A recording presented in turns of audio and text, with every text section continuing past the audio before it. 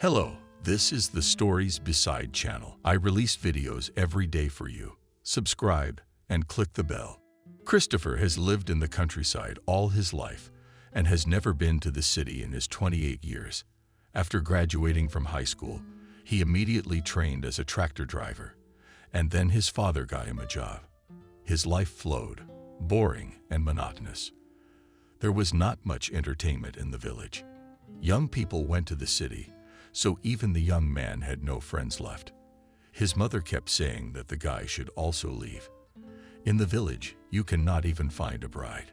The father was on the side of his son. He thought the boy should be closer to his parents. In a moment, or did she get fed up with it all? A school friend, Christopher Stephen, came to visit the parents. He lived next door, 2 grades younger. Of course, Christopher could not miss the opportunity to meet with his comrade. Stephen said that he had graduated from the institute and now worked in a cool firm. He came to introduce his fiancée to his parents. Stephen's girlfriend Adriana was a typical city dweller. She took pictures of herself, every tree from the barn to show her girlfriends. To observe the forgotten village, she was interested, but she could not live in such conditions. Both Adriana and Stephen looked at Christopher with sympathy and a little down on him. He didn't seem as modern and advanced as they were. "Why are you stewing here?" Christopher Stephen asked. "Move to the city. There are so many opportunities there and so much fun." "What about here?" "There's fresh air, stability." Christopher defended his country life. "Who needs me in the city? And here, who needs you for chicken dinner?" Made fun of the guy. Adriana: "Do you have anyone your own age around here?" "I haven't met anyone under 50 yet." Christopher shrugged. Perhaps he was the youngest of the residents. Stephen had invited a friend to the wedding, promised to show the town. He assured him that after that Christopher would never want to go back to his old life. The guy had long decided to go or not, but even his parents insisted that he could use a vacation. In the end, Christopher took out the only decent suit, which he had a jacket and pants left at him after the graduation party, on, cleaned his shoes, and went by train to a new unknown to him, the world of the big city.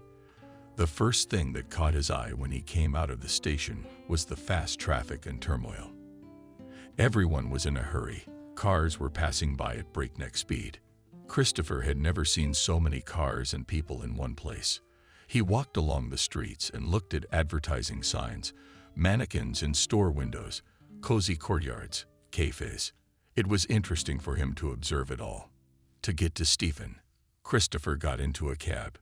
"You look so puzzled, as if you just came out of a coma," laughed at him. Cab driver as a passenger. "Maybe I am," pensively answered Christopher, and continued to look at the street. "I am the first time in your city. It's beautiful here. The city is like a city. Nothing special. Stores, eateries. That's all there is to it." The cab driver waved his hand. He went on to talk about the unnecessary number of shopping centers, that it would be nice if they made roads and so on. Was Christopher not listening to him? He was immersed in his emotions and thoughts. Suddenly he felt that this was his home, that he had nothing to do in the village. There he would only get bored out of his mind. Christopher wanted a normal family work, walks in the park. Christopher had only been in town for half an hour, but he knew he would be back here for good. Upon returning home, Christopher quickly packed his things, quit his job, said goodbye to his parents, and got ready to go. His mom was very happy for her son. Finally, he decided to do an adult thing. His father also accepted his son's decision and did not argue. The last representative of the youth was escorted around the village. Mom cried in part. Finally, the son became an adult and leaves the parents' nest. Father, however, was worried that Christopher, with his childlike naivety and simplicity, would be quickly deceived in the city. He was worried that his son would be tempted by the temptations of the city and get into some kind of trouble. Stephen helped a friend rent an apartment. Christopher found work quickly. He was a jack of all trades. The guy got a job in a construction crew, doing interior decoration. The pay was good, so he could afford a lot. Christopher quickly changed his closet to a more fashionable, made a haircut. A month later, only memories remained of the humble country boy. He quickly got into the rhythm of the city. He had friends with whom Christopher relaxed on weekends in bars. Not once did Christopher regret his decision. One day, his crew was sent to a rich house.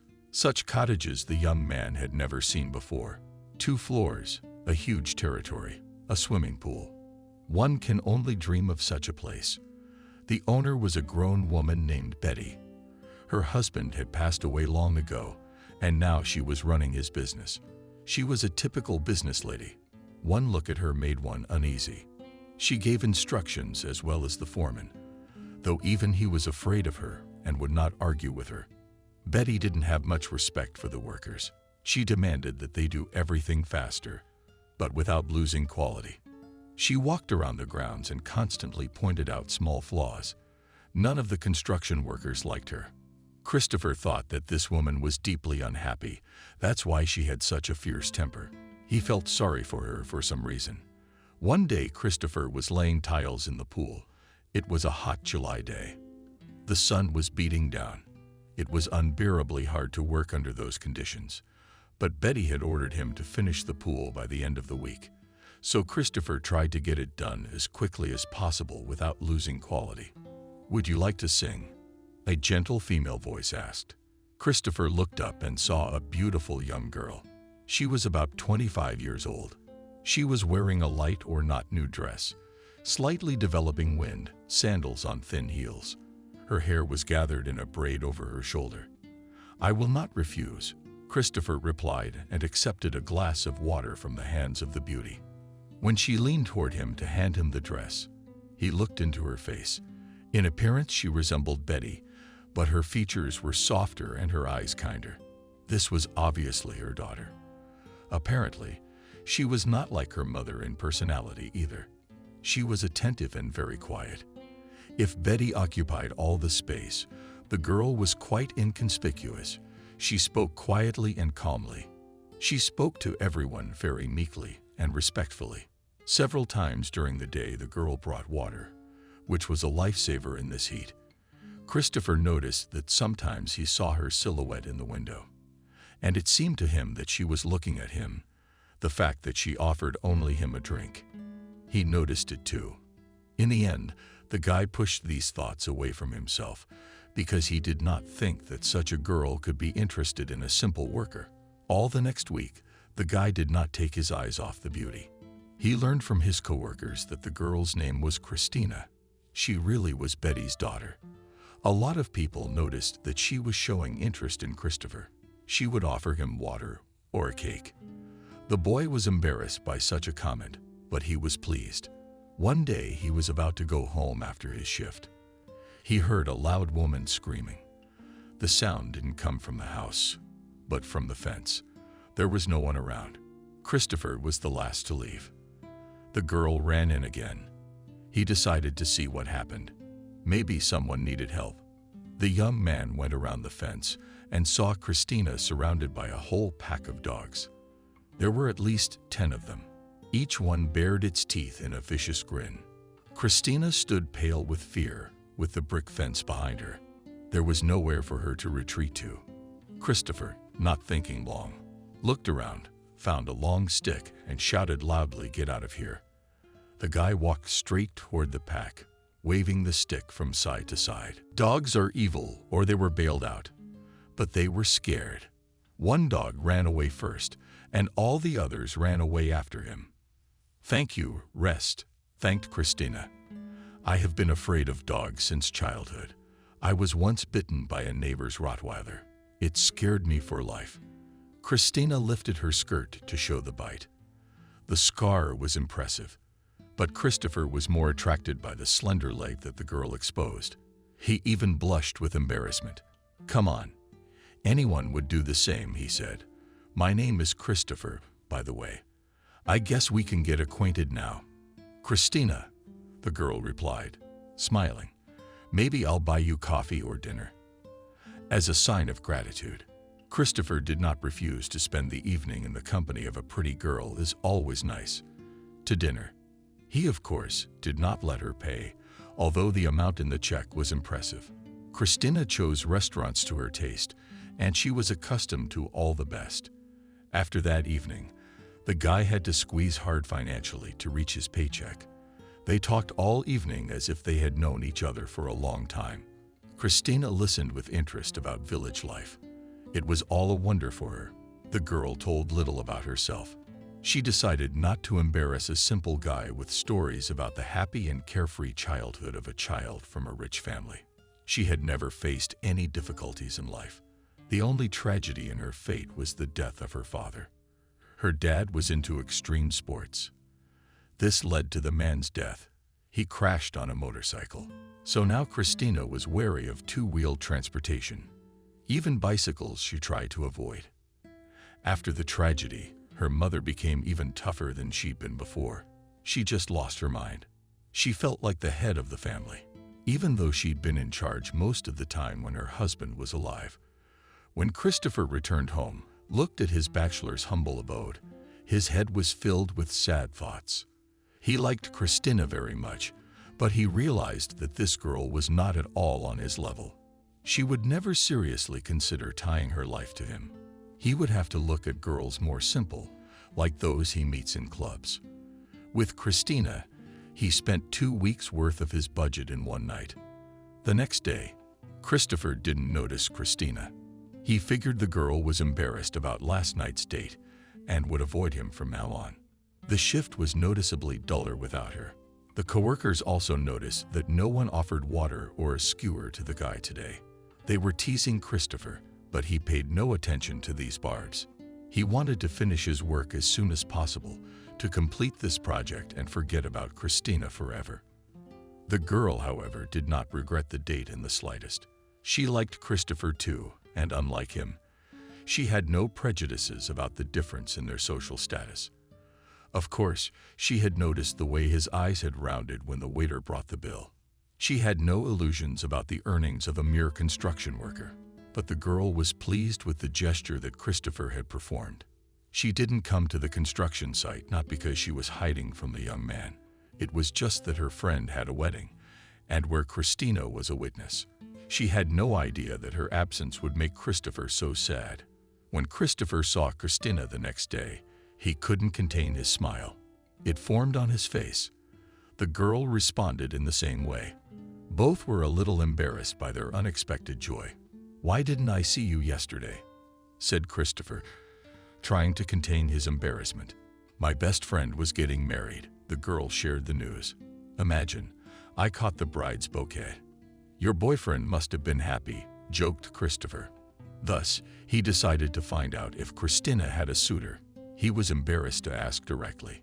"I am a free girl," she replied and winked. "I will wait for my soulmate to show up." Christopher was pleased with this information. By the way, Christina was flirting with him.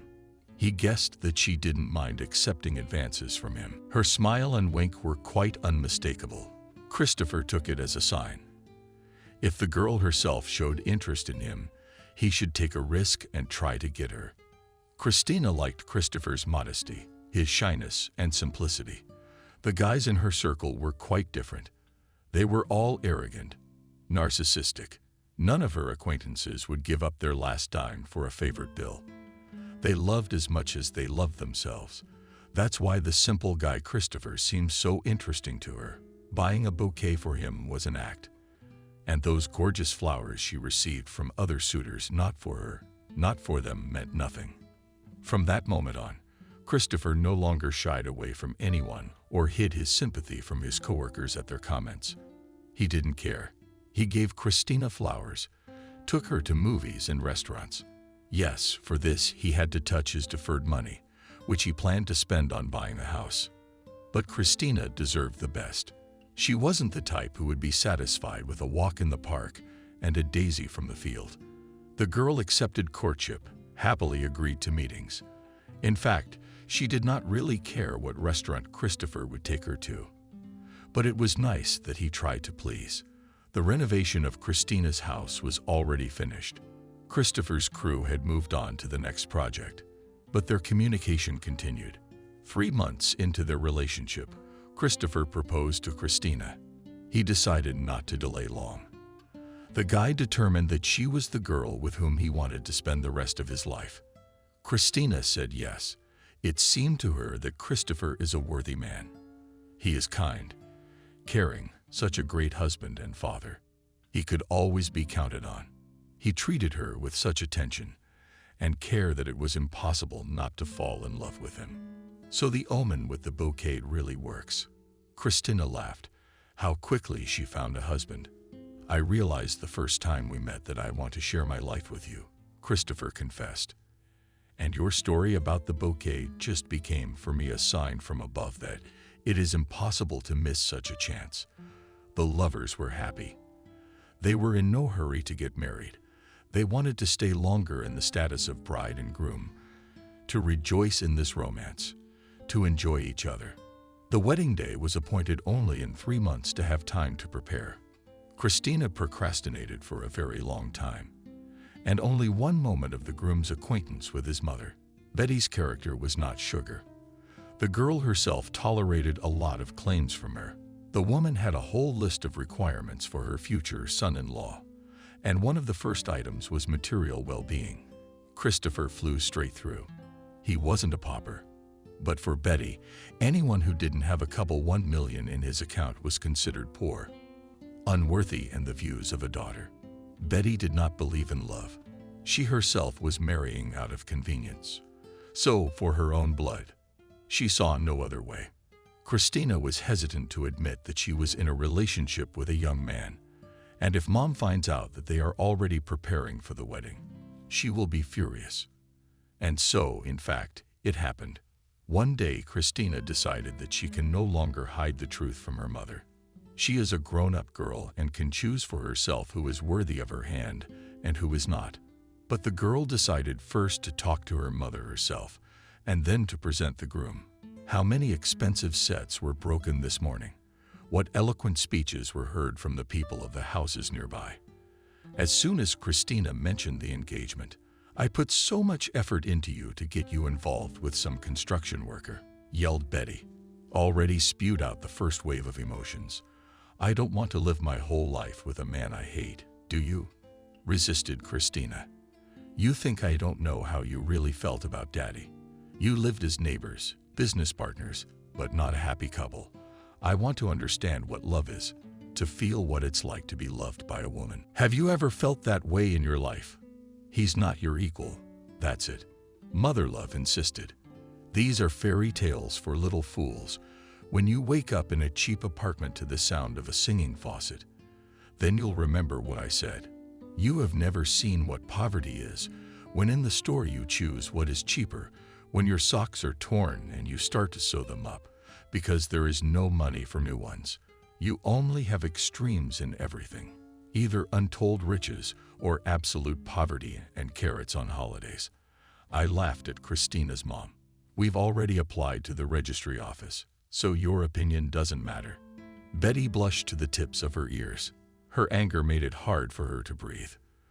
But the woman knew that her daughter was as stubborn as she was. It was useless to argue with him. The woman hoped that her daughter would realize that she had made the wrong choice. "We just have to wait. And I hope he didn't get you pregnant." "What's the rush?" she asked her daughter. Christina didn't even want to answer that question. She left to give her mom time to exhale and think again. She was not going to give up on her decision. Christina did not talk about her mom's violent reaction to the news of their engagement. The guy and himself guessed that she was not delighted. Therefore, unnecessary questions did not ask. His parents were happy for their son, but with the bride he did not hurry to introduce them to. Christopher thought that Christina was not yet ready to plunge into the life of the village. He decided to wait for us from the day of the wedding. That's where he would introduce Mom and Dad to his wife. Unfortunately, Christina never recognized her new relatives. Just a month before the celebration, Christopher got some sad news. There was a fire in his house. It happened at night.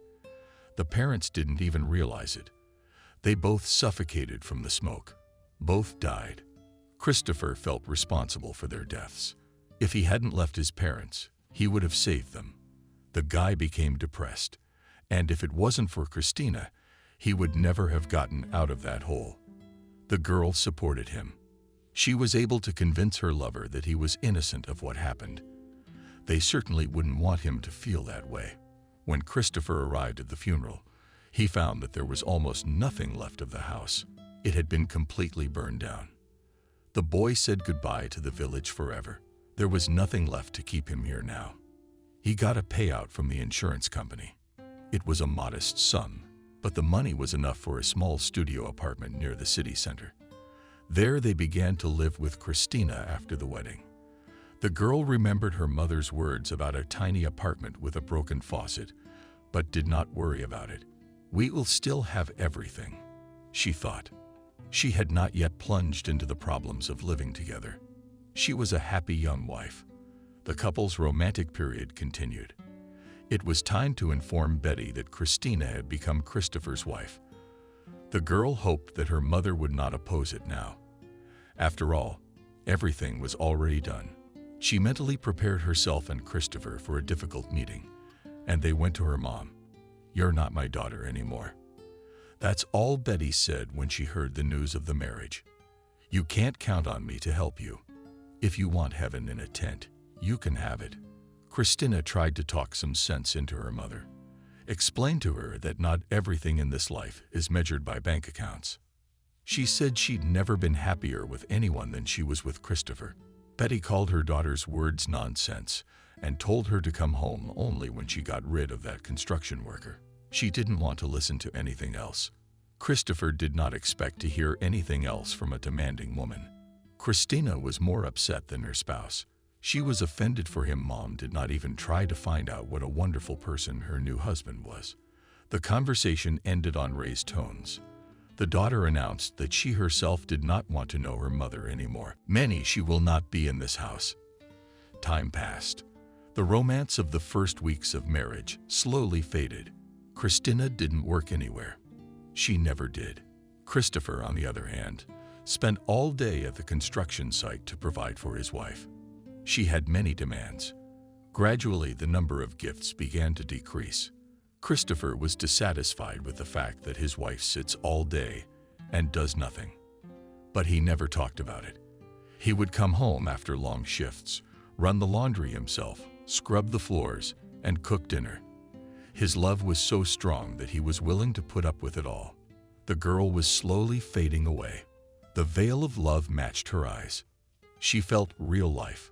The money on the card, which was still left from her mother, began to run out quickly. After all, no one else had replenished it. And the young wife did not refuse from the usual spending. Christina began to look at her friends with envy. They continued to travel several times a year, buy things from expensive brands, regularly visit a beautician. Christina had to forget about all this. The joy of life. Christina returned pleasant news. The girl was pregnant. Christopher jumped to the ceiling when he learned that soon to become a father. One thing was sad: parents never lived to see grandchildren. They were happy with the good news. Christopher presented Christina with a diamond ring. It was the most expensive gift from him for all the time of their relationship. The girl decided that the news about the future grandchild would melt the heart of Betty, with whom Christina had not communicated for 2 years. The woman missed her daughter, but was too principled and stubborn to make contact and accept her daughter's choice. She waited for her call, but expected to hear that her daughter was coming home. But no way.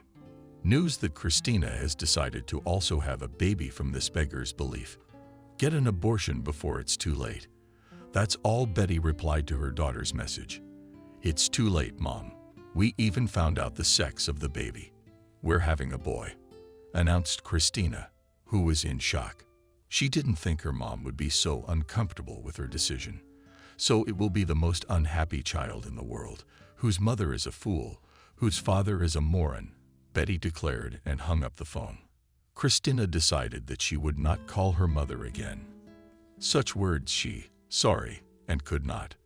The girl cried, but not from resentment, but from anger. To realize that your mother is such a mercantile person was very hard. Christopher. The girl said that her mom just congratulated them on the addition, but refused to help. The girl decided not to go into details of the conversation, so as not to offend her beloved. The joy of pregnancy at Christina passed very quickly. It was hard for her. Cabs and constant pharmacies complicated the already difficult life. There was barely enough money for 2 people. How would they pull an infant as well? Christina didn't understand, or she had to take on even more part-time work. He was pulling the family alone. The girl stopped feeling the happiness of waiting for the baby. He had not yet come into the world, and Christina already considered him a burden. She counted on her mother to laugh at her and forgive her. After all, this is her first and perhaps only grandchild. But Mom's refusal to help drove Christina into depression and even despair. She spent hours looking at baby products, calculated how much money would be needed. Her hair was becoming frizzy from the prices. One day, Christina received a call from her mother. The woman apologized for her harsh statements and invited her daughter to visit. The girl happily agreed to meet. Already in half an hour, she stood on the threshold of her native house. Finally, the mother came to her senses. Now Christina's life will get better, and she will not need to count pennies. Choose whether you need a bathing chair or a high chair. Betty met her daughter kindly and even hugged her. Such tenderness from her mother Christina did not remember even in good times. The woman invited her daughter to the table. She got right down to business.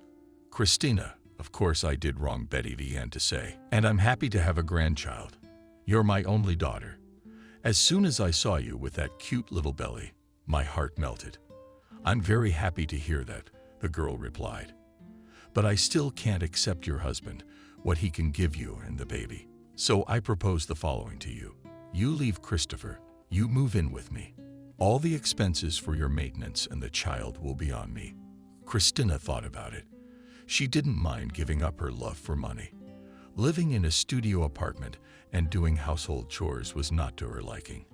Her sense of pride was dulled. The desire for a beautiful life. Restaurants, resorts, brand-name clothes. Betty was right. Everything is a comparison. The woman noticed that her daughter was thinking, not hysterical as she had been earlier. That fact pleased the mother. So, not all is not lost yet. And she continued talking. "One more condition, but that's not all. And I found you a proper fiancé. He's my business partner. He was widowed 3 years ago.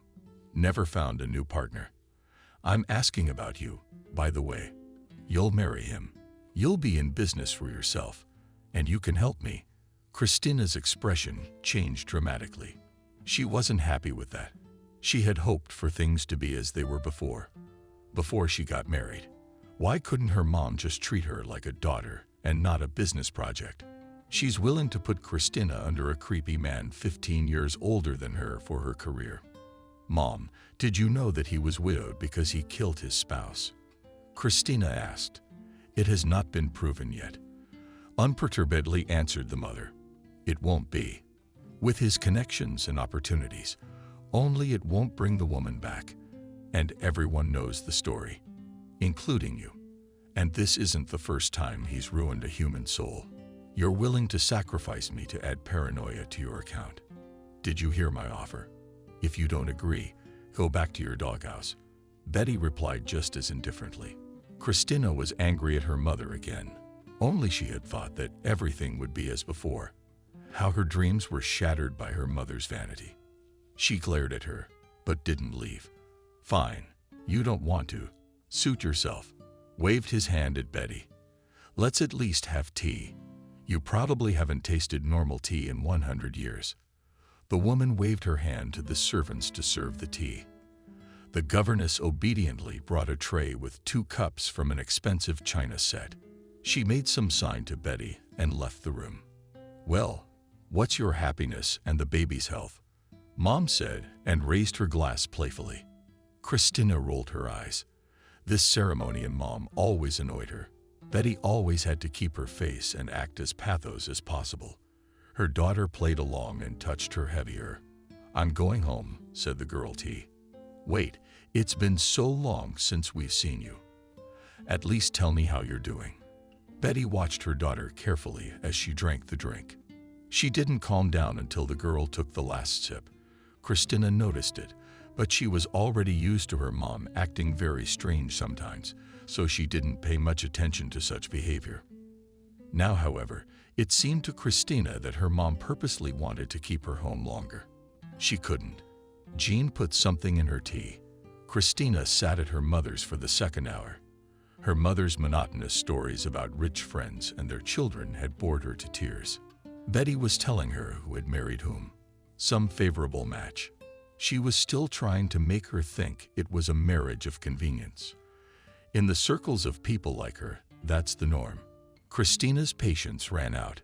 She hailed a cab and said goodbye to her mom. Suddenly, Betty grabbed her stomach and screamed loudly. "Mom, what happened?" The girl was frightened. "I don't know. I feel dizzy and my stomach hurts a lot," the woman replied. Suddenly, a trace of blood began to form on her snow-white pants. The stain increased right before her eyes. Christina immediately called an ambulance. She was very scared for her mom. The girl went to the hospital with her. By the time the ambulance arrived, Betty had lost consciousness. Christina walked from side to side in the hospital corridor. The girl couldn't understand what had happened to her mother. She looked perfectly healthy. She behaved as usual. Finally, the doctor came out to see her. The girl immediately rushed towards him. "Your mom is bleeding," said the doctor. "It's nothing. We stopped it. She's gonna be fine." Why did this happen to her? She's never had any problems like this with her health. That woman was as careful as anyone. She'd have prevented any disease from happening in the first place. Probably some kind of hormonal disruption. The doctor replied. "Can you go in and see her?" Christina went into the room. Betty lay pale enough to blend into the white blanket, which was open to her chin. Despite her obvious weakness, she was telling someone off on the phone. Her voice was quiet, but still stern. "You couldn't give me a proper sign. Like marking the mug, and I didn't go to the other side of the world," screamed Mom to the best of her ability into the phone.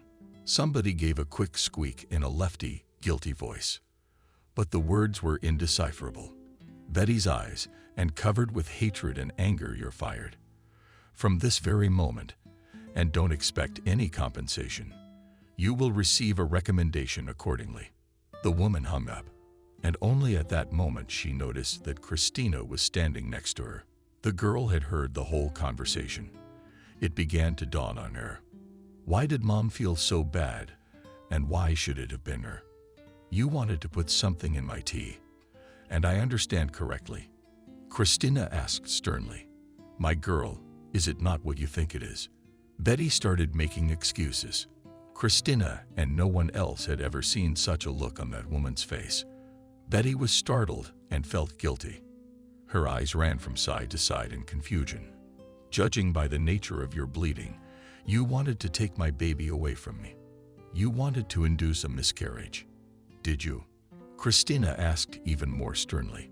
Betty began to mumble something inaudible, and the girl realized that she was right. That realization just robbed her of any feelings for her mother. "How could you? That's your grandson. Do you realize how far along I am? It's killing a living person." "I'm sorry, just me," the mother said, tears spurting from her eyes.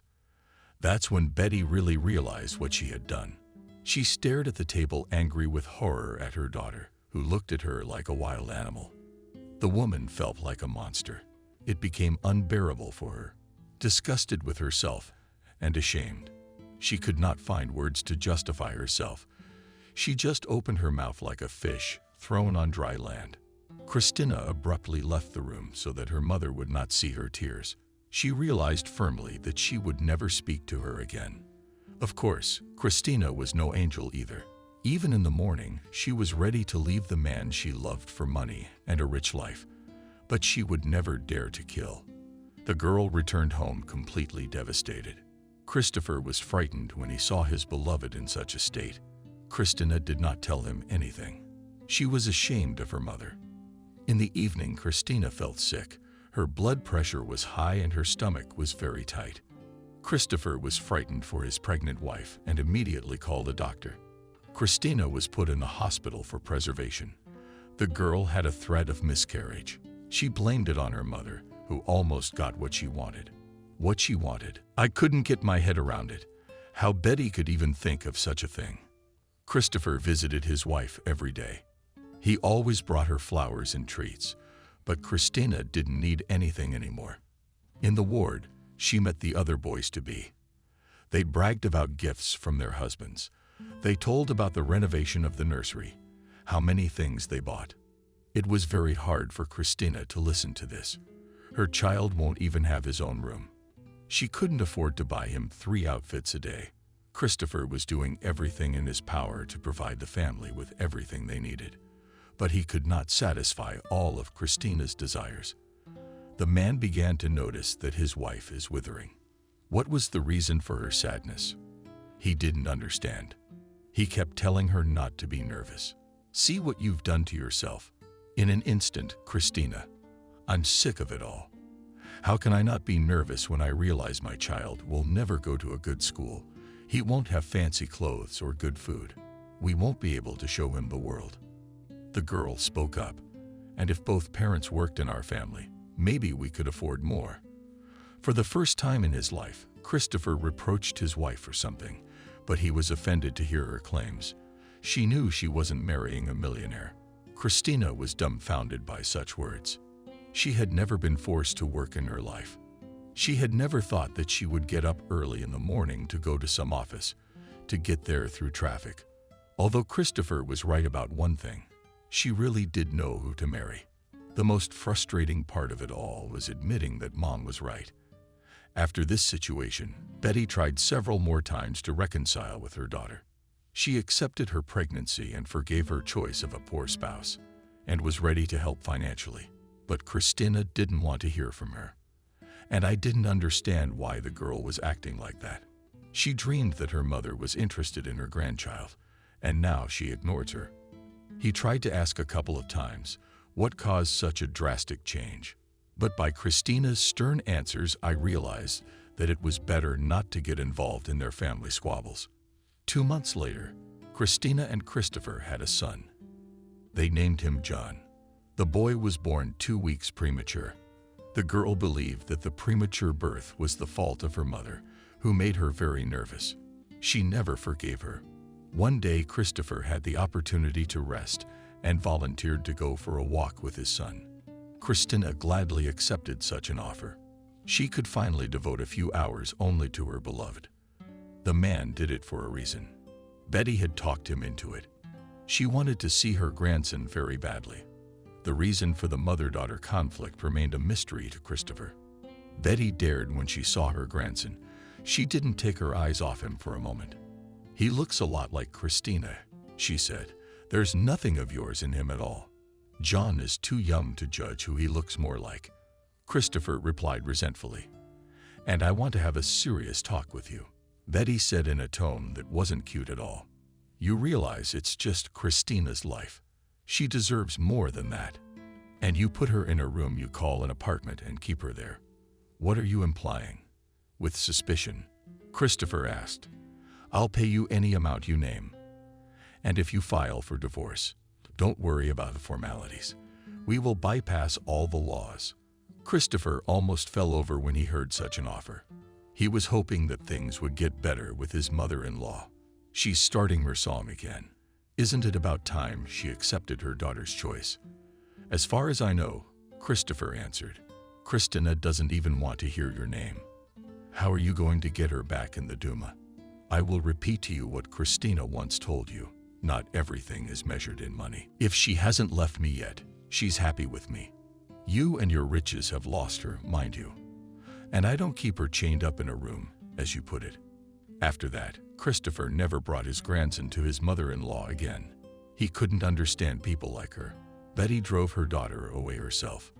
Was it really that important to her that she not be with Christopher? As time went on, John grew, developed. The boy was a year old now. Life seemed to be getting better. Christopher had almost saved up for a new apartment. In a few months, they were planning to move in. But their dreams were not to be realized. One day, Christopher didn't come home from work. Christina waited for him until 3 o'clock. She drew different pictures in her imagination. At first, she thought something had happened to him. Then, for some reason, she thought that Christopher must have gotten held up with some lady.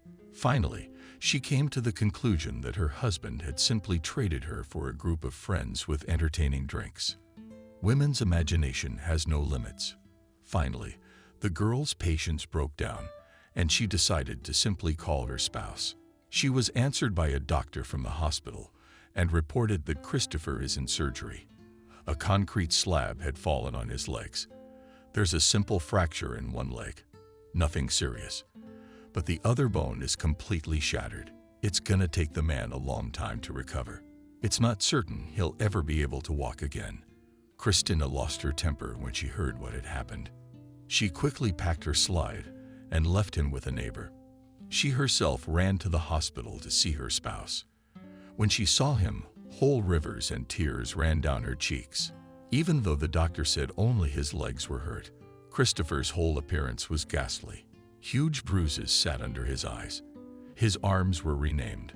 She took his hand and looked straight into his eyes. "Hold on. I'm here for you," she told her lover.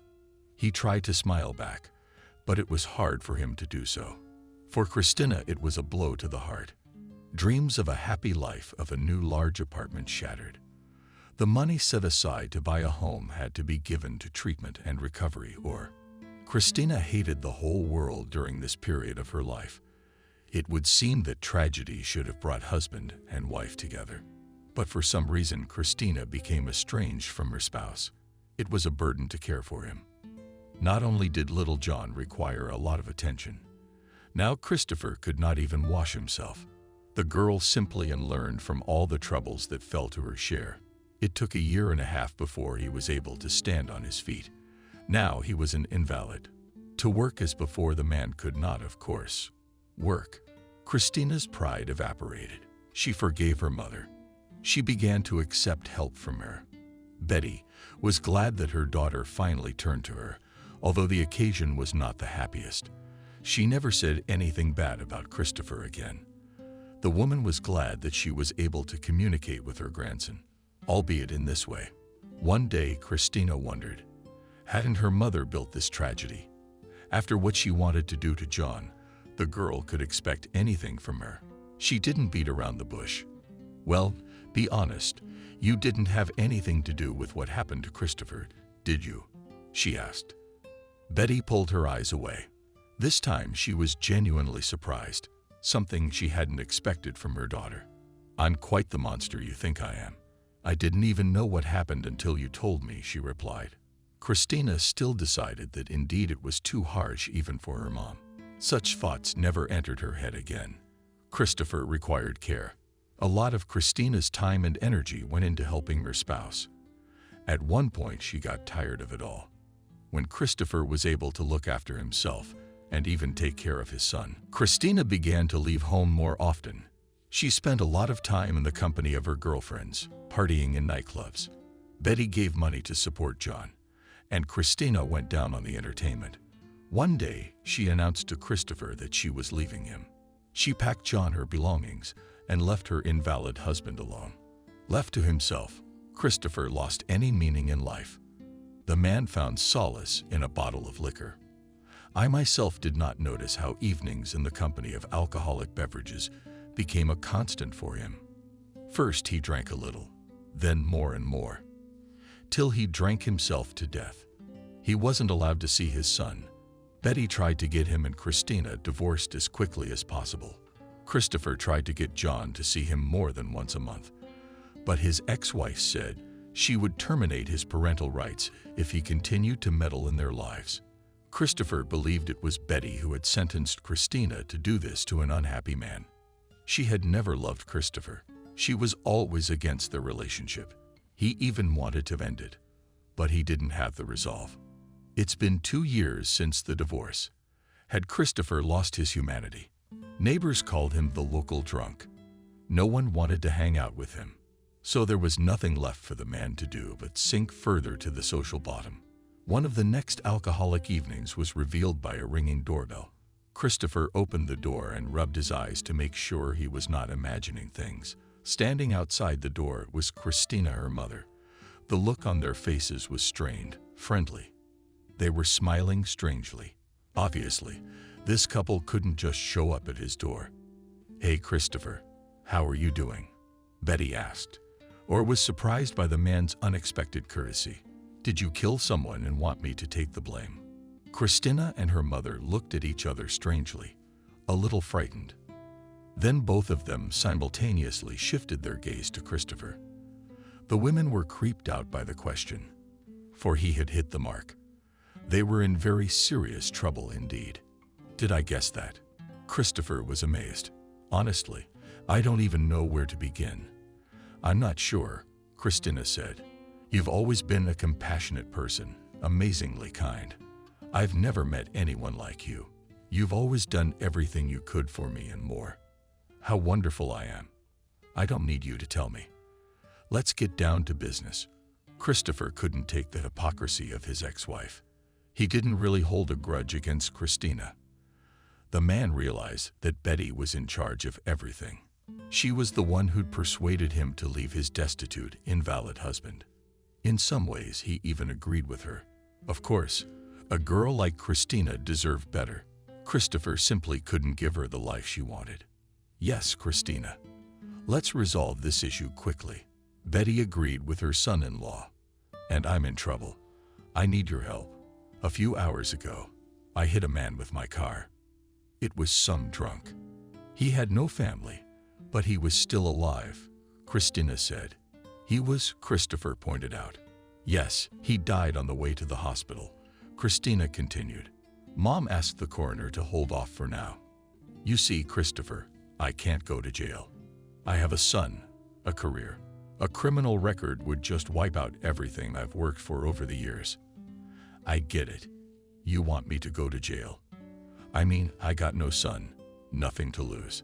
Is that what you think?" Christopher was angry about. "Look at you. What kind of life is this? You have no job, no status." Betty stepped in. "I'll make you a deal. You'll have great cell conditions when you get out. You can see John as much as you want. Help Christina. Prison will ruin her whole life. Is this a chance for you to get your life back on track?"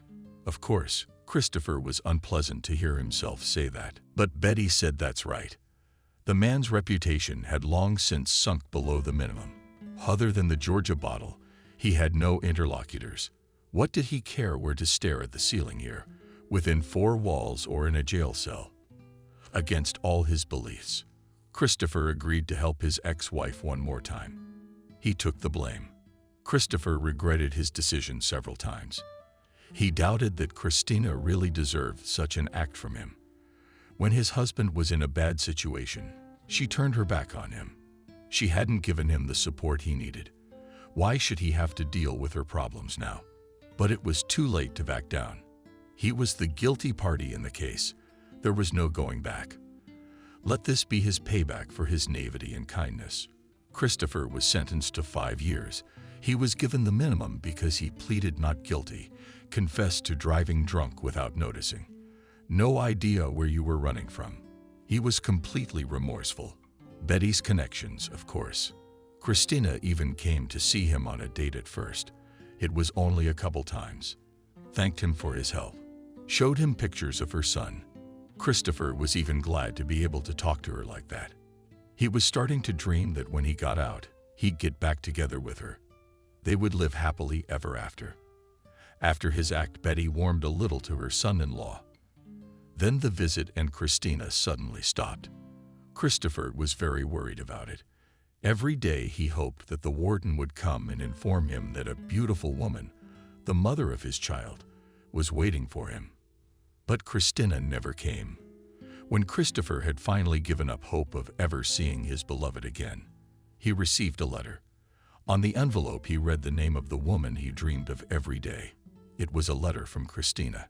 She apologized that she could no longer visit him, told him how she had grown older. John shared his worries and even confessed her love. Christopher then slept with that letter under his pillow for another week, until he got a new one. It was even more tender. The man treasured all the letters he received from Christina. She wrote to him often, once or twice a week. They began to correspond. The woman sent him a picture of her son, which he hung over his bed. Christopher admired the son, remarked how much he looked like him. But there were traits of his mom too. He asked Christina to send him a picture of herself, but she refused. Said she didn't want other inmates looking at her. Christopher served his sentence in a colony where the regime was not very strict. Some prisoners even managed to sneak a cell phone. Once he asked one of them for a gadget. He had to give his rations to a criminal for 5 minutes of internet access for 2 months. Christopher went to Christina's social networking page. There he saw pictures of her on vacation. The man was surprised, because in her letters she did not tell that she flew to the sea. But he decided that she just did not want to alarm or upset him. For now he lay on a hard window pane and saw the sun only through the small window of his cell. It was basking beside the lascivious sea. Christopher again felt the harsh injustice of his situation, but dreams of his beloved dispelled his misery. Christina wrote that she missed him. The girl repented for leaving Christopher. She said she was waiting for him. Christopher himself had already begun to count the days until his release. The man dreamed of how they would be together again when he was released, how he would hug and kiss his beloved. The sentence stretched unbearably long in these dreams, and it seemed that it would never end. In prison, Christopher had only one contact with one person. It was a very young guy of 19 years old. He went to prison a year after Christopher. All this time, the man stayed away from the other prisoners. He was a loner. The frightened boy immediately caught Christopher's eye. He didn't look like a criminal. He looked for someone who didn't cause him fear. And he came upon Christopher, who was also scrutinizing him. The man himself approached the new prisoner and started a conversation with him. The guy's name was Robert. He was sentenced to 7 years. He had been sentenced for major fraud. He worked in a bank. He was an ordinary manager, making loans. The boss framed the young man, sent the young man to ruin his youth behind bars, and he got away with it and went to a warm country. Christopher didn't like injustice. He felt sorry for Robert. He understood perfectly well what it was like to be in such a place when you were not guilty of anything. The kid's mom was still out there. The woman worked as a simple cleaning lady.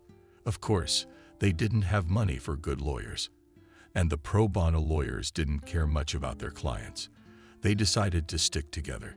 Christopher thought the young man was taking the hardships of his imprisonment more and more seriously. No one wrote him letters. His mother was too ill to come this far away. Robert had no girlfriend, or at least the feeling that a woman he loved was waiting for him in freedom. Robert had nothing that would question his imprisonment and give him the strength to live. But 5 years later, Christopher woke up feeling like a free man. The last time he managed in this hated place. The last time he ate a tasteless breakfast of porridge. The last time he went through the humiliating inspection procedure. The gates to a happy new life opened before him. Somewhere out there in the city, Christina is waiting for him. She promised to cook him puffed pies on the stove, to boil that borscht. But it wasn't dinner he was waiting for. His dreams were all about her. The woman he had stood up for, saved from imprisonment. How many humiliations of all kinds he had to endure to finally be rewarded. The kiss and embrace of the woman he loved. Robert was sorry to say goodbye to his only friend in this unfortunate place. Now he was left here all alone. Was Christopher worried about the boy too? He was to spend another 3 years in prison. Now he had no companionship. He was going to have a much harder time. Christopher decided to write him letters so that Robert wouldn't die of loneliness. No one met him at the gate, not even a cab, but he was not upset. Nothing could upset him that day. Encouraged by his loving reverie, he walked to town. Christopher watched nature, which was just waking up from its winter hibernation. He looked at this forest every day through the cell window, and it seemed so distant and uncriminal to him. And now he stood next to these trees, could touch them, smell the fresh resin. Even the sky beyond the fence was fresher and cleaner. The grass wasn't interpreted by a dozen mere criminals. It grew along the road, untouched by anyone. The man walked without looking around. He had only one goal, after all, to get to town as soon as possible. But suddenly he heard someone crying. Christopher tried to ignore it and went on, but the sound only grew stronger. The man could no longer ignore it. It sounded like a woman crying. He looked carefully deep into the forest and noticed some movement there. Christopher went towards this moving. After walking a few steps forward, Christopher realized that there was a man there. He approached again and froze. There was an old woman sitting by a tree. She looked very unhappy and shabby. She had evidently spent several days in the woods. Her face was sooty, clothes in hibernation on and torn in several places. "Grandma, what happened to you?" "Careful," he asked. The old lady did not answer. She was disoriented, did not even notice that someone approached her. Christopher came closer. He tried not to scare her too much. Finally, she turned her attention to him. Her eyes were distraught. She did them a few times and squinted to get a better look at the approaching man. "Are you an illusion or a real person?" In disbelief, she asked. "Real you can touch," good-naturedly replied Christopher. "What are you doing here?" "Grandma said that 3 days ago she went into the forest, but she couldn't get out of it. She got lost." Christopher calmed her down, said that she was just a few steps from the road. But the old woman had given up hope of rescue. She gave up and sat down under a tree to die in peace. "Death is canceled for today," Christopher announced cheerfully. "You must be very hungry." He took out a bun from his pocket, which he had left from breakfast. Christopher hoped, of course, that Christina would come for him, but he didn't count on her much, so he decided to take some bread with him on the road just in case. It was a good thing he hadn't gotten hungry yet. Grandmother greedily chewed on the lush rebellion. Prison bread was not tasty, but after so many days of starvation, it seemed like a delicacy to Grandma. "I think we should get out of here," Christopher suggested. The old woman nodded obediently. She wanted it just as much. Christopher led Granny out of the woods. She was surprised to notice that she was actually going to die. Just 20 paces from the road, Christopher told her he was on his way to see his beloved. The old lady remembered that she had once had love. She said it was a feeling that had to be fought for. It was the only thing that gave life meaning. Did Christopher agree with her? If it wasn't for Christina's letters in prison, he wouldn't have survived. They gave him moral support. Fortunately, about 15 minutes into their journey, a car drove down the road. The driver agreed to give the grandmother a ride into town. Christopher did not fit into the car, but he was not upset and continued on foot. Christopher did not notice how he passed 10 kilometers on the road and found himself near the city. How much did he miss the noise of the construction site? Car horns, snippets of conversation. How many people are there? Everyone's got their own families to worry about. Everyone's in a hurry. Christopher walked alone and scrutinized the faces, different from those of his fellow inmates. The man had a similar feeling the day he first got out of his village. There, too, he had been imprisoned. Now he felt that pleasant sense of freedom. With all his legs, Christopher rushed to the cherished house where they had first met, where he'd been barred for years and years before prison. To Christina's house, where she was already waiting for him with promises and pies, where his son lives, already very grown up. Even the inevitable meeting with his hated mother-in-law didn't dampen his mood. An hour later, Christopher pressed the bell. His heart was ready to fly out of his chest. He was anxious. 1,000 times he imagined this meeting and couldn't believe he had waited for this moment. Finally, the door opened, but behind it stood a different woman than the one he had dreamed of meeting. The door had been created by Betty herself, not even sent a governess to do the job. "Well, hello, Vitek," jokingly and even affably greeted Betty. "You're free already." No, they let him out for a walk. Christopher was burning with impatience. "Where's Christina?" "She's not here." "Don't take this the wrong way, but don't come here again." Instantly, Christopher's world went black and white again. What's that old Nigra up to again? How many times can you mix it up with Christina? Happiness. Where is Christina? I ask again. Christopher was shaking with anger. She said she was waiting for me, dreaming of meeting me. And you're prying again. I do not know what you made up for yourself, but Christina has already married a foreigner 2 years ago and moved to France with him. She's not here. Why are you telling me fairy tales? Christopher was losing his temper. She wrote to me a month ago that she couldn't wait to meet me, that she loved me and everything like that. Maybe someone was just playing a joke on you, Betty suggested. The woman pulled out her phone and showed pictures of Christina standing in front of the Eiffel Tower in the arms of a man. Then pictures from the wedding. Christopher couldn't believe his eyes. How many years he'd been living in his imaginary world. He'd just been tricked, given false hopes. Did you set it all up? True to hissing irritation, Christopher spoke. Put me in jail and gave my daughter away quickly to someone else. How cleverly did you pull that off? No humanity at all. 5 years. 5 years I lived with the mere hope that Christina and I would be together. She should have been the one rotting in a cell, sharing her life with thieves and murderers. That was where she belonged. Betty did not portray a single emotion of restraint on her face. The woman could only be envied.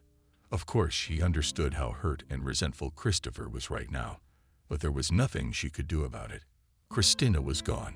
She was never coming back, and she was never going to resume her relationship with Christopher.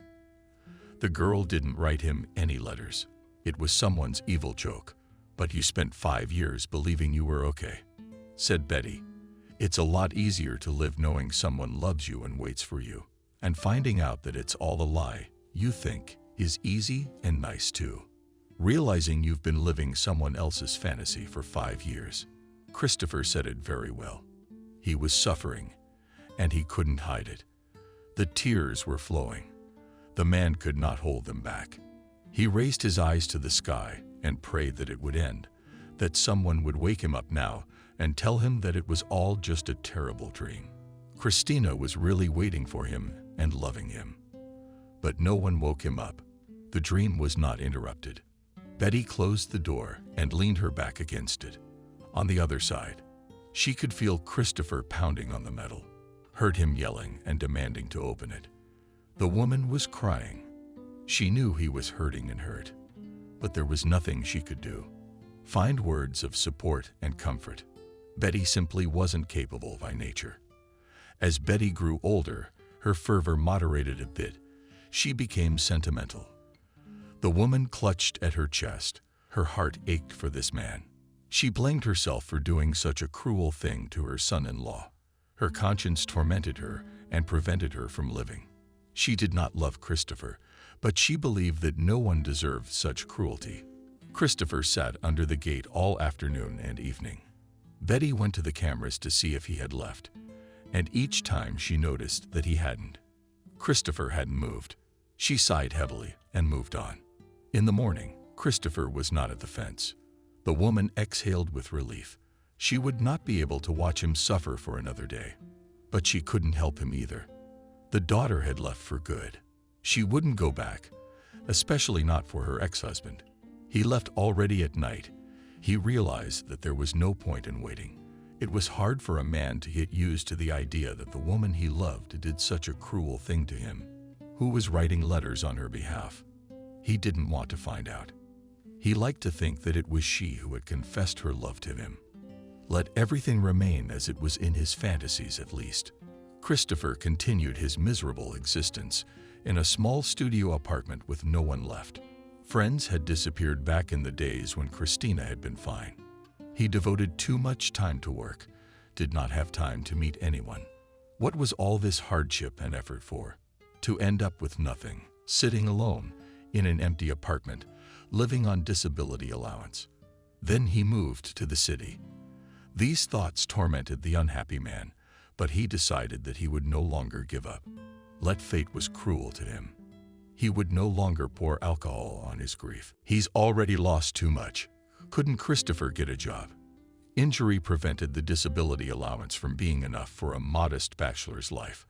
Out of boredom, he started woodturning. He remembered that as a child he'd enjoyed it. He made portraits and paintings. Pretty soon the whole apartment was filled with his works. He posted them on his social network page. One day his old acquaintance, Stephen, joined him as a friend. They corresponded for a long time. The man shared his story with his wife. They were doing well. They had 2 children. Christopher also told his sad fate. Stephen was very worried about his comrade. He decided to visit him to brighten the loneliness of an old friend. They talked all night. Stephen became interested in Christopher's hobby. He asked him to make a portrait of his wife. She was about to have a birthday. Then her girlfriends wanted one too. Stephen was happy to share his friend's contact with the women. They began to order portraits from Christopher. One of his clients was particularly interested in him. To be exact, not she herself, but the woman whose portrait he was doing. The woman had ordered a gift for a friend. Christopher found her profile from her photo and took a chance on writing. The woman's name was Kelly. She was the same age as the man, just as lonely. A friend had already told him about it. Christopher started a correspondence with Kelly. After 2 weeks of virtual communication, he decided to invite her on a date in person. The woman said yes. Christopher started courting her, sends flowers, invites her out on dates. Kelly didn't refuse his attention. She was a widow. Her husband passed away 5 years ago. She'd been lonely all that time, so the man's attention was nice to her. Despite the difficult life story, Christopher was not a bad man, so he was able to gain favor with Kelly. It had been a month since Christopher was a free and almost happy man. He continued to communicate with Kelly, but did not venture into a more serious step. He was afraid he wouldn't be able to provide for a woman again. He didn't want history to repeat itself. One day someone knocked on the door of the apartment door. He opened it and saw an unfamiliar man in a suit and a very serious look. "Hello, Christopher," clarified the guest. "That's right, Christopher. I came to inform you that there is an inheritance in your name. Could you sign the papers and come to this address tomorrow?" The stranger held out a card with the address of the notary's office to draw up the documentation. This is a new kind of fraud. Christopher didn't believe the guest. "I have no one. Who would leave me an inheritance? All relatives of the dead. Why would I lie to you? Come back tomorrow, please." The man turned around and left. Christopher was left in complete incomprehension of what was happening. Maybe he had some uncle or aunt who could make a will, but he had never heard from his parents about kin. He decided to go after all to clarify the matter. After all, it was just curious. Even if it was a hoax, he would figure it out quickly. There was still nothing for him to do. The next day, Christopher dressed decently, even shaved and styled his hair. He wanted to look solid, so that the scammers did not consider him a simpleton. The man arrived at the address. Yesterday's stranger was already waiting for him. "You have been left a large sum of money in a house," said the man. "Now we will go to the house. You will see it, so that there will be no claims against us." Christopher got into the car with the stranger. He was surprised to see that he had been driven to Betty's house. He had lost all sense of direction. His mother-in-law had decided to play a joke on him again. Well, she wouldn't take it. Christopher was informed that this was the house he had inherited. He read the deeds and learned that Betty had made him heir to her entire fortune. How was that possible? Christopher could not believe what was happening. Finally, the man introduced himself. He was the woman's personal lawyer. Betty had died a week ago. She had been suffering from a heart condition for a long time and knew she didn't have long to live, which was why they were concerned about the will. To close any questions Christopher might have, she wrote him a letter. He opened the envelope and began to read. "Dear Christopher, I have done many bad things to you. Now I want to make amends. It is a pity that I realized all my mistakes so late. Maybe if I had accepted you right away, all the misfortunes you had to go through would not have happened to you. And I realized that you're a good man. When you first brought John to me, Christina hated me, and you went along with it. As soon as you got in trouble at work, Christina immediately told me that she wanted to leave you and agreed to marry the man I grabbed her. But I refused, and I insisted that she had to help you. She didn't last long. As you remember, she left you anyway. When the car thing happened, I also asked her not to ruin your fate, but she insisted that you would agree. She also knew that you were a very good and reliable person. I believed and hoped until the last moment that you would say no. When you agreed to take the blame, I was once again convinced that I'd never met anyone worthy of you. It hurt so much when I watched you in court. I realized that your life was being ruined. Christina left for France almost immediately after your incarceration, and I made her come to the visits. I wrote those letters, but I didn't want you to be hurt. I wanted to do something to brighten your stay in the zone. Unfortunately, I haven't forgiven my daughter, and I won't. What she did to you was inhumane. To make it up to you, I've decided to leave the business, the house, and the savings to you. Christina won't get a penny from me. She doesn't even know I'm sick. We stopped communicating a long time ago. I think you can manage that money properly. You're not a stupid man. Forgive me if you can, and I want you to know that I love you like family. All my efforts to talk sense into my daughter have been pointless. It was my own fault, and I paid for it. After Christina went abroad, she didn't even call me once. I became useless too. I guess I deserved to be treated like that. I hope at least my memory will be good. I apologize. Once again, I hope you find happiness in this house. Did Christopher read the message from his mother-in-law? Tears were running down his cheeks. He recognized the handwriting immediately. For 5 years he had stared at those letters in his prison cell, so everything written here was true. Christopher looked at the notary and waited for some comment. "Sign the papers now." That's all he said. Christopher silently took the pen and left his signature. He was now the rightful owner of this mansion. He went outside and looked at the pool where he was laying tiles. It was here that Christina stood and watched him. And here he sat and tried to furtively glance at the beautiful girl. I must remove this pool immediately, so that it does not remind me of that time, Christopher thought. He went further to look around the rooms. In the study on the desk, he found his letters that he had addressed to Christina. Some of the letters were sprawled out. Apparently, whoever had read them earlier on the paper had tears, but it wasn't Christina. She hadn't even received them. Christopher realized how wrong he had been about Betty. How many curses had he wished upon her? She was his greatest enemy. He hated the woman. There were conflicting emotions inside him now. It turns out she was on his side almost all the time. He had so identified with Christina. She was willing to trade him for some old man for money, deprived Christopher of his son. Will he ever see him again? The lawyer said Christopher didn't have to worry about the business. There have been supervisors there for a long time who oversee the whole process. Christopher will only receive replenishment. There will be no need for his involvement. The lawyer himself will always be available. Christopher didn't move into the mansion right away. It took him a while to get used to the idea that he would now have a huge fortune. He didn't move in until a month later. In the meantime, he continued to care for Kelly. With the woman he loved, he did not share the news of his wealth. For the first time after the move, he hid from her new place of residence. When Christopher became convinced that Kelly was not interested in money, he decided to invite her to his luxurious house. Kelly did not change her attitude towards him. Christopher did not notice any change in her behavior either. When Christopher heard that Betty's lawyer would now work for him, he remembered his prison buddy Robert. He asked the specialist if there was any chance of getting the party an early release. "Anything can be done with your powers," the lawyer answered him.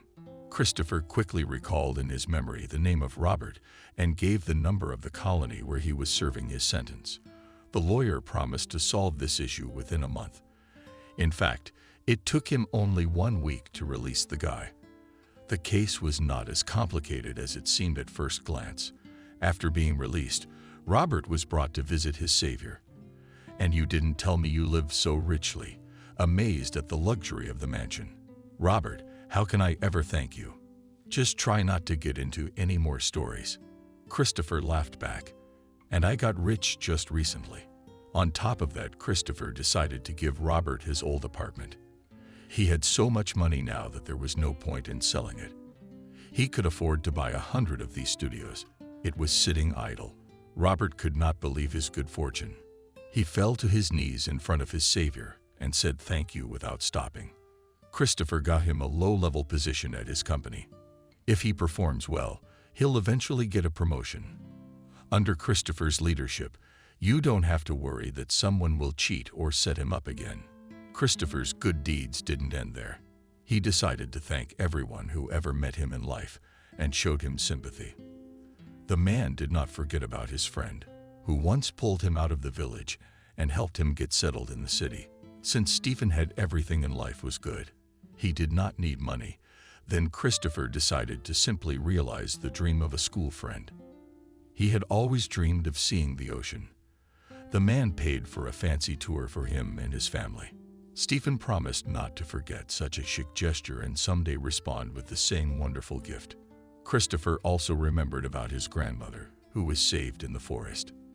The same lawyer who had gotten Robert out of jail had helped him find her. The grandmother said she didn't need anything. She was already grateful for saving her life. But Christopher noticed that the house she was living in was about to collapse. He bought her a new place to live. The old lady recommended that Christopher run for mayor of the city. She would vote for a man with such a kind heart. Christopher just laughed in return. When all the good deeds were done, the space debts were paid back. Christopher thought about his own life. He was tired of being a bachelor. He dreamed of having a favorite woman at home with whom you can spend joint evenings, discuss the news. The man decided to make Kelly a proposal. He did it very beautifully in a chic restaurant with live music and a huge bouquet of flowers. Of course, the woman could not refuse her favorite man. A year and a half later, Kelly and Christopher got married. The wedding they played chickly. Finally, he had everything he dreamed of, and even more. A wife he loved, a beautiful big house where he and his wife had remodeled. Was Christopher happy? So much torment and suffering he had to endure. Now he could breathe and live in peace. Who would have thought that he would help realize the dreams of Betty, who at first hated him? Did Christopher visit her grave more than once, talk to her? Said he was sorry they'd never been able to resolve their differences while she was alive. She must have been a good person too, or she just wouldn't have done that to him. The man held no grudges against Christina. He considered himself above it. If she thought him unworthy of her heart, her right. He was still grateful to her for a few happy years and together. Did they have anything to remember? Maybe one day they would meet and apologize to each other. 12 years have passed. Kelly Eel's life flowed calmly and measuredly. They had traveled halfway around the world and had made a lot of impressions. It was a frosty winter day. They didn't want to go outside. Suddenly, someone disturbed the couple's peaceful vacation. A young boy came to visit Christopher. The man immediately recognized him. "John," joyfully exclaimed Christopher, "what have you become? Grown up already?" The young man rushed to his father's neck. He said that his mother did not let him go to Christopher.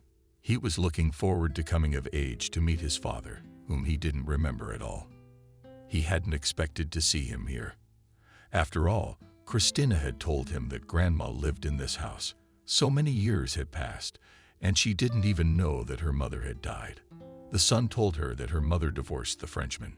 She works as a waitress and doesn't live in luxury. Dreamed of all his life. The young man pays his own tuition and helps his mom, but she still doesn't want to come home. Christopher promised that he would take care of his son's tuition.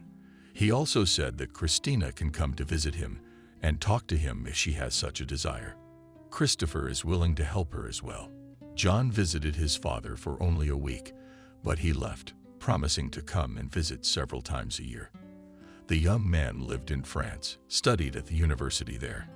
Now, Christopher could say with certainty that he was the happiest man on earth, because his greatest wish had come true.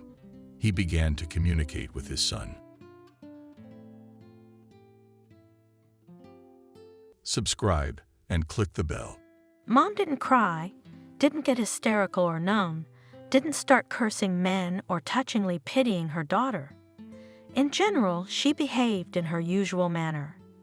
Sitting down, across the table, she reached across the table and stroked Cindy's palm. It was for the best that Cindy saw his true face now and not later. The kind of guy that would leave sooner or later anyway, even at the worst moments in life. If it wasn't for Nancy, it would have been for someone else. Be glad you won't have to regret the lost time and effort. Let's make your favorite lemon cookies for ourselves. Mom, are you kidding me? What cookies? I can't breathe. Cindy sobbed, and Mommy just let her sob, looking on with understanding and involvement. Patiently waiting for the tears to stop, she brought a glass of water and said, putting her arm around her shoulders, "It actually helps a lot in these cases to do something familiar and ordinary. Except for nasty chores like cleaning and washing dishes, of course. My mom hated both, although she loved to cook and could create a culinary miracle from the simplest and cheapest products. I hate doing the dishes and making things clean." Without any caprice, sincerely informed her fans, and frightened fans of free coziness quickly dissolved in space. Cindy didn't work out like Mom. She doesn't know how to stand up for herself. So they take everything away from her. So Robert was taken away. That's what she should do. 6 months ago, Cindy had a happy accident. She was in the right place at the right time, and her humble life changed miraculously. She had just graduated from teacher's college and came to work in a kindergarten. Many old acquaintances were surprised by Cindy's unfashionable choices. At school, she studied well, without much effort, and could have chosen a more prestigious and profitable specialty. Only Nancy's mother, grandmother, and friend were not surprised. They were aware that Cindy loved babies, and babies adored her since Cindy had managed to grow out of baby age herself. It was so, and the calling was pointless to resist. Of course, she will not stop at college, will combine profile studies with work. Cindy was given a junior group of 15 3-year-olds, 10 of them boys, and half of them hyperactive. There's no need to be bored. The whole shift is a roller coaster.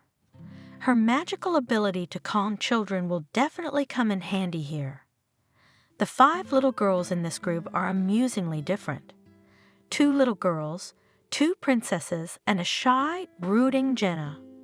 On a walk, some slide off the roof of the children's slide like monkeys, others twirl prominently in pretty dresses, and Jenna gazes at flowers, bugs, and butterflies, trying to remain almost invisible herself. This girl was neither stuffy nor intimidated. She was just cozy enough to ponder alone. After watching her teacher for a couple of days, Jenna decided that she could trust her, and when she felt it necessary, she showed her findings or was the first to bring her drawings. She really loved to draw. Cindy couldn't help herself. Jenna was the one she was most attached to and loved. It was usually Mama who came to get Jenna. She was a small, graceful blonde, a little older than her teacher, gentle, polite, not very talkative. She seemed like an enlarged copy of her little daughter. She raised the child alone. She often looked sad and tired, according to the headmistress. The 3 of them lived together, Jenna, her mother, and her grandmother. But the grandmother had not yet been seen in the kindergarten. The gossip at the daycare center was that she had been against the birth of Cindy's favorite, had persuaded her daughter to have an abortion, and was now fundamentally unhelpful in raising the baby girl. Cindy has become even more infiltrated with the girl. She herself grew up without a father, but in the love and care of her mother and grandmother, never once all her childhood did not doubt. Cindy could have grown up mistrustful and wary, but was prevented by her mother's easygoing nature. Mom was convinced that most people weren't bad. It's just that everyone is very different. hence the misunderstandings between them. It was Cindy's third month at the daycare center, when instead of Mama Clara came to pick up Jenna, a sturdy, charming brown-haired man of about 25, energetic hand, with gray-blue eyes and a bright, self-assured smile. It seemed to Cindy that he realized he had made an impression on the young educator, and it was even hurtful. Had Jenna's father remembered her? She thought, and in an instant she understood Jenna, Mom, and out loud she said, "I can't give my child to a stranger. It's for the safety of the children entrusted to us." Jenna's mom had no warning that someone else was coming for her. No question about it. Her stranger replied magnanimously, pulled out his cell phone, made a call, and said into the receiver, "Clara, here is the most beautiful Mary Poppins. To me Jenna does not give. Talk to her in your own voice, that I am not a stranger." And I gave the phone to Cindy. Jenna's mom voice came through. "Excuse me, I forgot to warn you yesterday. My brother arrived and asked Jenna to pick him up so I wouldn't have to run like a fugitive from work." Cindy knew that Clara, the accountant, had a strict boss who would rather stay late at work than leave early. Sometimes all the children are already taken away, and Cindy and Jenna are still walking alone on the playground, waiting for their mom. It's good that Clara will have a little rest, and Jenna will not be offended that she is the last to be picked up. And for some reason, it is very unpleasant that the young man is not Jenna's dad. Though that doesn't mean he doesn't have children of his own. And anyway, why should she be interested in that? "Thanks for your vigilance, Cindy," declared the guy with mocking seriousness. "You can be trusted. Come and see Uncle Jenna. Let's go home." At the exit, he turned around with the girl in his arms. "And my name is Uncle Charles. Goodbye, Uncle Charles." With a reserved smile, Cindy said goodbye and forced herself to immediately turn around and walk from the locker room to the group. Don't let him think he impressed her. She sees uncles like that every day. It's so commonplace, and it's a Hollywood smile, like an ad man or a salesman. Anyway, it didn't work out for Cindy. She kept thinking about Jenna's uncle all evening. And tomorrow he came for his niece again. The usually cautious, reserved Jenna ran toward him, spreading her arms. "Uncle, pardon me for asking, is everything all right with Claire?" Cindy dared to ask. "Everything's fine," Uncle Charles assured her. "I just thought I'd relieve my little sister while I'm here. At least let her get away from the daily evening rush to daycare. My contract's up, so I'm just visiting family for a vacation. I don't know how much yet." I don't know how much. He was probably waiting for Cindy to ask him something. What he did for a living where he worked. But Cindy just nodded and said, "Okay, I see," and immediately felt how stupid and boring it sounded. "Oh, I almost forgot," slapped himself lightly on the forehead of the guy. "This is for you," and held out a box of expensive candy. Cindy and her mom used to get them on holidays. "Thank you." Cindy was surprised. "What's the gift for?" "In honor of our acquaintance." The boy smiled. The next day he brought roses, 5 big cherry roses. Jenna jumped, satisfied with the gift of her favorite educator. Without having time to find the right words, the uncle picked up his niece, promised, "See you tomorrow," and went out the door of the group. Cindy, after a little thought, took the flowers home and told her mother about the new acquaintance. At least he's not a greedy bastard. Mom laughed carelessly, admiring the bouquet. The flowers are gorgeous. Now so many men do not give flowers, even funny to say, consider a woman mercantile for the desire to get a bouquet or drink a cup of coffee in a beautiful coffee shop. They make the stupidest conclusions. Yes, I will always support a man in difficult moments, Do not reproach, share all the hardships, but I do not intend to do it for a known bogeyman. One good thing, you can see them right away. Oh, I got distracted. Mom loved a lyrical digression, as she called it. She didn't share the details of her personal life with Cindy, but she enjoyed thinking out loud, so you could more or less understand what she was going through. Mom had a happy streak. She was always interested in life, even if life was not very smooth. Most likely, it was because of this that she looked younger than her years and all her classmates. Despite her modest income, she did not hover in the clouds, but just a little soaring above the asphalt and lawns. "Do you look surprised and confused?" she asked Cindy. "Why should I be? It's just business as usual. A young man has decided to court you classically. That's not a bad thing. As long as he's not married. I don't advise you to get involved with married men." "You're so pretty, Cindy. Girls have been guessing since they were kids, and you're like a hesitant, modest girl. Just a piece of antique window dressing. A modest beauty." Mom always managed to make me feel confident that everything was going to be all right. The next day, Charles came for Jenna again and took out from the inside pocket of his jacket 2 rectangles of theater tickets. "Let's go to the theater on Saturday, shall we? I mean, really, I just want to ask if Cindy would be willing to go out with me." "We could try," Cindy said, "and we have a really good theater." On Saturday evening, Nancy dropped by, caught Cindy packing, and rounded her eyes with amusement. "Wow, you're putting on a dress. Something unusual has happened, and your best friend doesn't know." The mom who heard this snickered and disappeared somewhere. Cindy was a little confused. Her friend guessed the events even on an empty place, and here was such a material proof.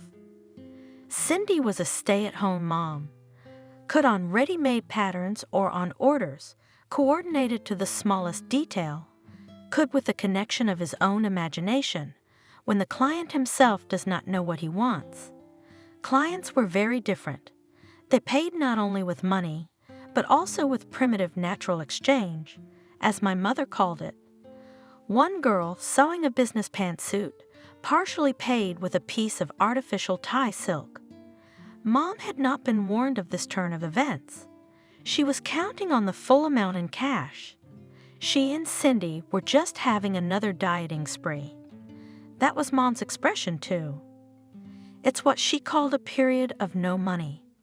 But the girls' times were the same, and she hoped to get out of them by going to the interview, sewing Cindy's mom's suit, and getting her dream job. Informal pay, but it would do. Mom agreed, stroking a narrow section of smooth, navy-colored fabric.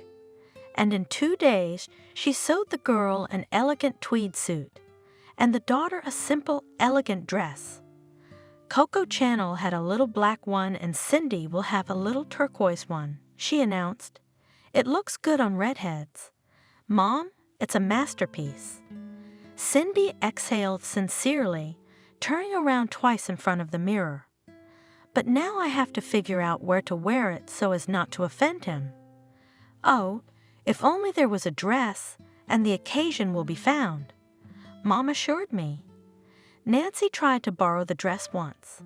She was counting on it, but it was made to Cindy's exact measurements. "Nancy, I'll be sure to sew something to fit your tantalizing thighs." Cindy was comforted by her mother, and the dress was waiting on the shoulders in the closet faithful, the only mistress. Now Nancy examined Cindy and made a quick judgment. "I'll assume you just haven't had time to tell me what's new with you. But now you're just not going to get away with it. Nothing much has happened, or you'd be the first to know." Cindy assured me, and it was true. Cindy and Nancy had been friends since kindergarten. Ever since Nancy's parents had come to town and put their daughter in preschool. No one could explain why such different girls had become such good friends. But they hadn't even quarreled once. Somehow there was no reason. Self-loving Nancy, named so in honor of her grandmother, suited her very well, this rare name. There was something icy about it.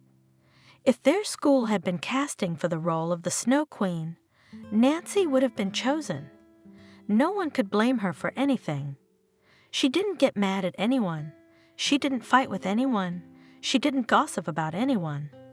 Nancy was not perfect. She simply had little interest in other people. For a select few, she made an exception.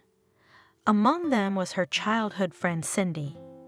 Nancy's mother was very pleased with their friendship. In her opinion, when Charles called, Cindy was long since ready. They were sitting in the kitchen. Mom and Nancy were drinking coffee and chocolate chip cookies, and Cindy was just waiting and trying to appear casual. "I'll be right out," she promised into her phone and looked out the fourth-floor window into the street, followed by Nancy. Charles parked in the driveway, got out of the car, looked up. An Audi.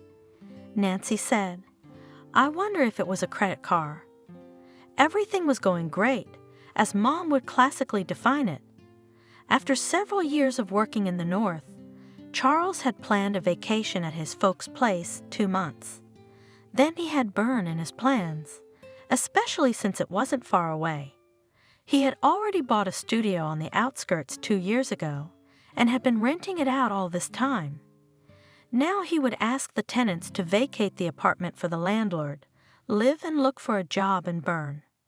Toward the end of his 2nd month in his hometown, Charles made one more item in his plans.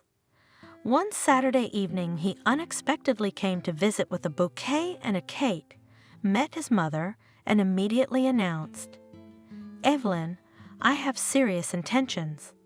I want to marry Cindy. I'll be honest with you, we'll have to wait. I have to find a job in Bern that will provide for my family. I'm used to good wages in the North, but it's harder to find that kind of work in civilization. If I can't find one, I'll go back on shift. I need a bigger apartment for my family instead of a studio. You're a sensible man, Charles. That's not a bad thing. But I'm guessing this is the first time Cindy's heard of your plans together." That was the plain truth. Cindy was caught off guard, and she was no good at pretending. In those 2 months, she had fallen so self-consciously in love that everything else in her life had taken a back seat, seemed unimportant. She felt so good that she was afraid to think about the future, so as not to jinx it with her plans. She had never been superstitious before, but now she was. She dared to look, only very far away. Robert was going to Bern. They would call each other. He would come for the weekend as promised. She would wait and rush the weekend. For how long? She tried not to think. "I wanted to talk to you and Cindy at once." "Cindy, will you be my official bride?" "I will," Cindy said. She had imagined it differently, but she was still very happy. She wanted to hug Robert, but was shy in front of her mother. He was sitting solemn too, like a headmaster at a banquet. "I'll bring the ring from Bern. There's no good jewelry shop here. I'm sorry it was so awkward. We realize not everything can be calculated and planned." Cindy's mom calmed him down. A spontaneous decision isn't always worse than a well-considered one. "Am I lucky to have a mother-in-law?" Charles exclaimed. "With a mother-in-law you are," Mom assured him. "And I'm all for total non-interference." "Yes, Mom is," confirmed Cindy. Even her voice seemed unfamiliar to her. It was more melodious today, because everything was singing inside. Charles could have gone to Bern without this offer. She had not expected anything like this from him. It wouldn't even occur to her to take offense that he wouldn't promise anything. It turns out he really cares for her. He wants her to know that he is serious on his part and to wait for him. Being a bride makes the waiting different. It makes it so much easier for her to wait. And the next week, just before Robert left, it was her birthday. Charles had booked a banquet at a cafe for Cindy's closest loved ones. At their side were her mom and Nancy. The groom came with his mom and sister and Jenna. "Cindy, you weren't prepared to meet your future mother-in-law on your birthday, were you?" Nancy whispered to her. "Actually, I was," Cindy admitted. "But if Charles wants it that way, I don't mind. By the way, it's your birthday," Nancy reminded her. Jenna almost stayed in Cindy's arms. It was the first time she had ever been to a banquet, even a small one. All her celebrations had been at home and at daycare. She looked with interest at the decorated table and the beautifully folded napkins. Cindy Mom found an approach to Robert's silent mom, and they talked about fabrics. Mom was generally good with all kinds of people, but she liked her privacy best. Clara, Robert's sister, looked tired, but she tried to seem cheerful and lively. Like she should at a birthday party, she praised Cindy in front of her mom. "Does she really like me, and is she so nice?" Cindy thought gratefully. Nancy walked from table to bar to chat with the bartender, a Chinese man who had been brought to their town and to this bar by some unknown wind. She would gracefully sit down on a stool, showing off her beautiful legs, and the bartender should have been grateful to her. Visitors from the neighboring room began to pull up to the bar, obviously because of the white-haired, unruffled beauty. "You and your friend look nothing alike," Robert's mother, who was watching Nancy, told Cindy. "Of course, we're not sisters." Cindy laughed. She would have liked to spend the evening alone with Charles, but it was all right. Jenna is interested, though. She'll probably spend a few days drawing everything she's memorized. Charles gave Cindy a new cell phone for her birthday, and 2 days later he left for Bern. And the usual routine began. Cindy tried her best to get away from work, to switch. She even tried once again to learn sewing from her mother. "Do you miss her that much?" Mom asked understandingly. "Yes," Cindy admitted. "I didn't even expect myself. I thought that such feelings were invented for novels to make them more interesting for women to read. I was sure I'd live in peace. Look how confident she was, not with your jeans." Mom smiled. "In consolation, I can say that I had strong feelings, and I do not regret it at all, and I am very glad. Charles came every week at first, then became every other weekend." Cindy knew it was hard to spend 12 o'clock on the road after a work week and then drive back a day later. Sometimes you just need to sleep at home and not be disturbed. Charles invited Cindy to his house for New Year's Eve and to show her around Bern. Sometimes you need a change of scenery. Cindy was careful to tell her mother. What would she say to that? "Cindy, you really are an antique. Do you think I'm going to talk you out of it?" "No, of course not. We're not in Victorian England, and you're not a schoolgirl. You're a grown-up, independent girl. It's bound to happen at some point. I'm glad for you that it's not too soon and as it happens, but for love. It's important, believe me." Cindy believed her mother. She was sure, without any proof, that her mother understood love. "Who are you going to spend Christmas with, Grandma?" Once upon a time they lived in this little apartment. The 4 of them, Grandma, Grandpa, and Mom and Cindy. Cindy didn't remember Grandpa very well. He had died early, and Grandma had lived with them for a long time. 2 years ago, she had come from the market and told her from the doorstep that she had met an elderly gentleman there who had selflessly helped her carry potatoes and other miscellaneous root vegetables home. She wouldn't have bought so many if the gentleman hadn't come along. She decided to take a chance. Grandma's acquaintance turned out to be a resident of a neighboring town. He had a house in the private sector, where he lived alone. His children lived and worked in Bern and rarely came to visit. His wife had died a few years ago. Christopher had come here for a friend's anniversary, and now he promised to visit more often. Grandma said flirtatiously. Cindy and her mom laughed and forgot about it the next day. Christopher wasn't kidding. He came to see Grandma, and one day she asked her girls for permission to bring him to visit. But Christopher and I aren't students to wander the streets or go to restaurants. He tries to take me out for tea and cakes somewhere. But you can't sit for hours in a supermarket, and we're not interested in the movies. We want to socialize. Of course, Mom and Cindy invited Christopher. He turned out to be a nice man. This ex-physics teacher, a man of rare manhood. He introduced himself with a chuckle. He no longer taught at school, but ran a technical club for children at the local cultural center.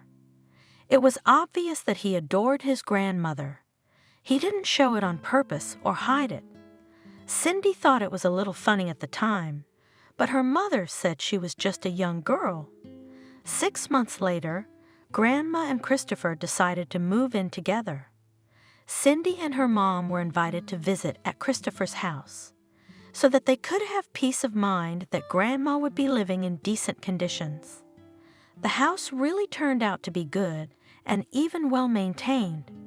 Christopher could do everything himself, including women's work.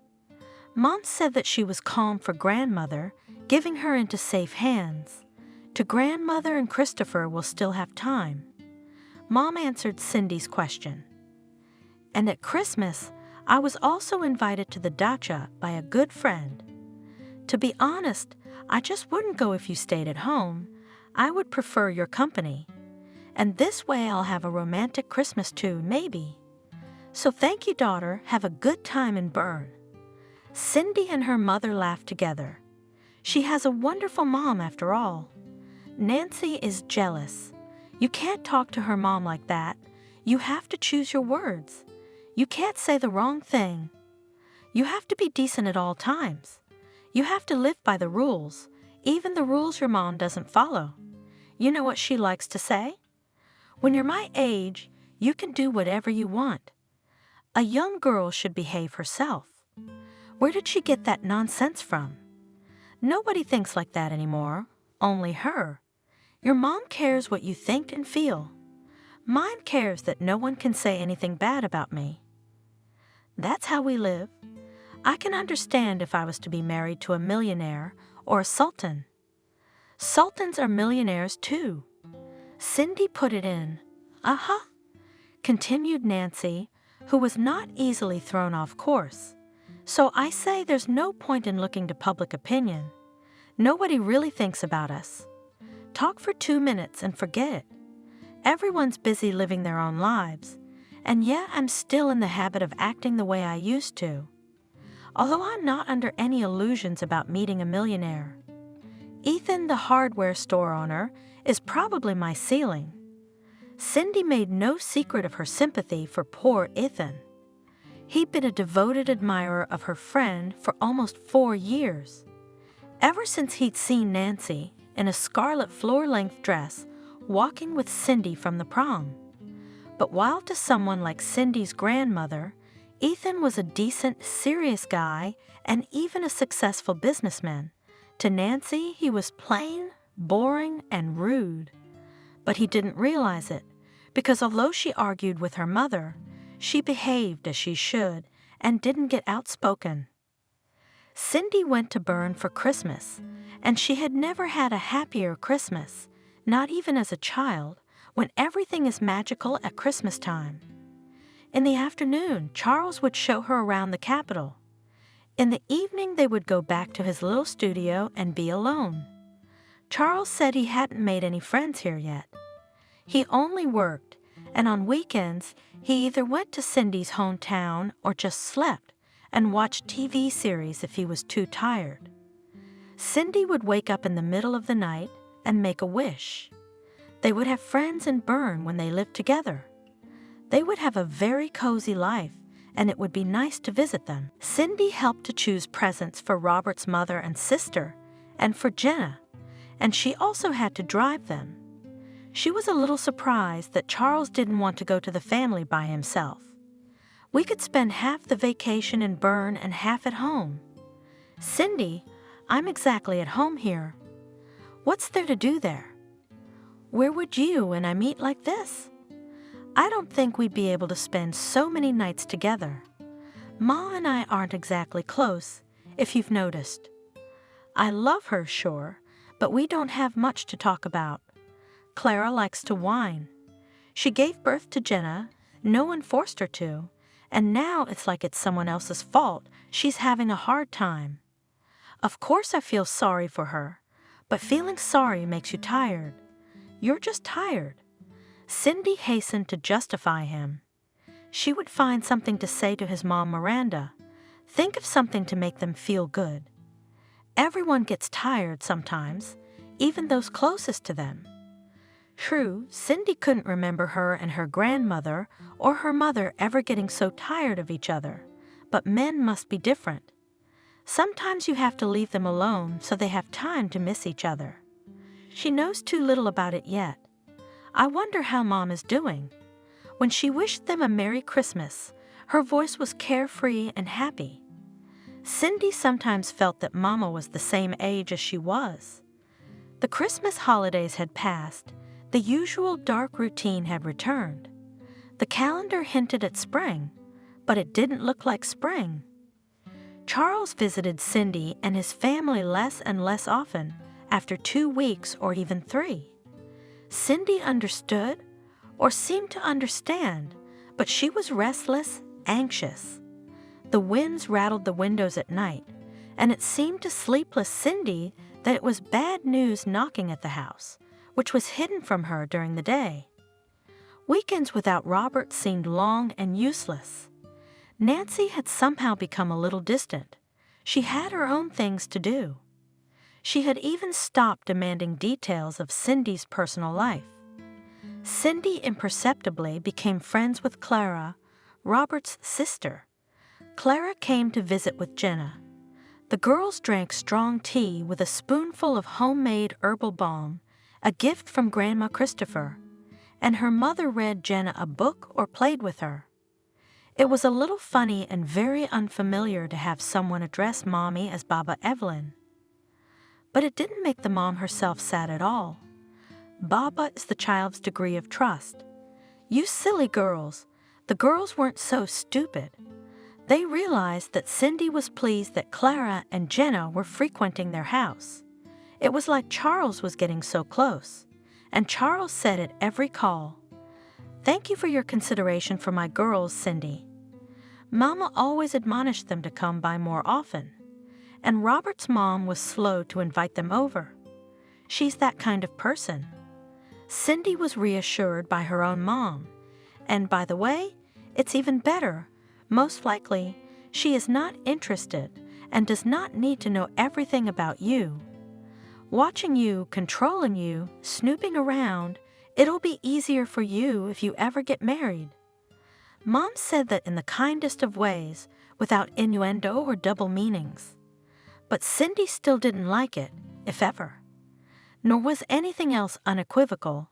After their promises and arrangements, and all the wonderful things between them, in the spring, when the morning was still cold to gloveless hands, but the parks were already filled with pale green smoke from buds barely bursting on the trees, Cindy had been sent to Bern for a conference, a face-to-face conference for child care providers and educators.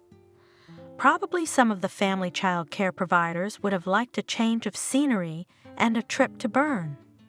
But the superintendent sent the free Cindy, who was very sympathetic. Young, responsible specialist for all the time of work without conflict with the parents of the pupils. Just the fiancé in Bern, they will see each other. Cindy decided to go without a surprise call. They had not seen each other for more than 2 weeks.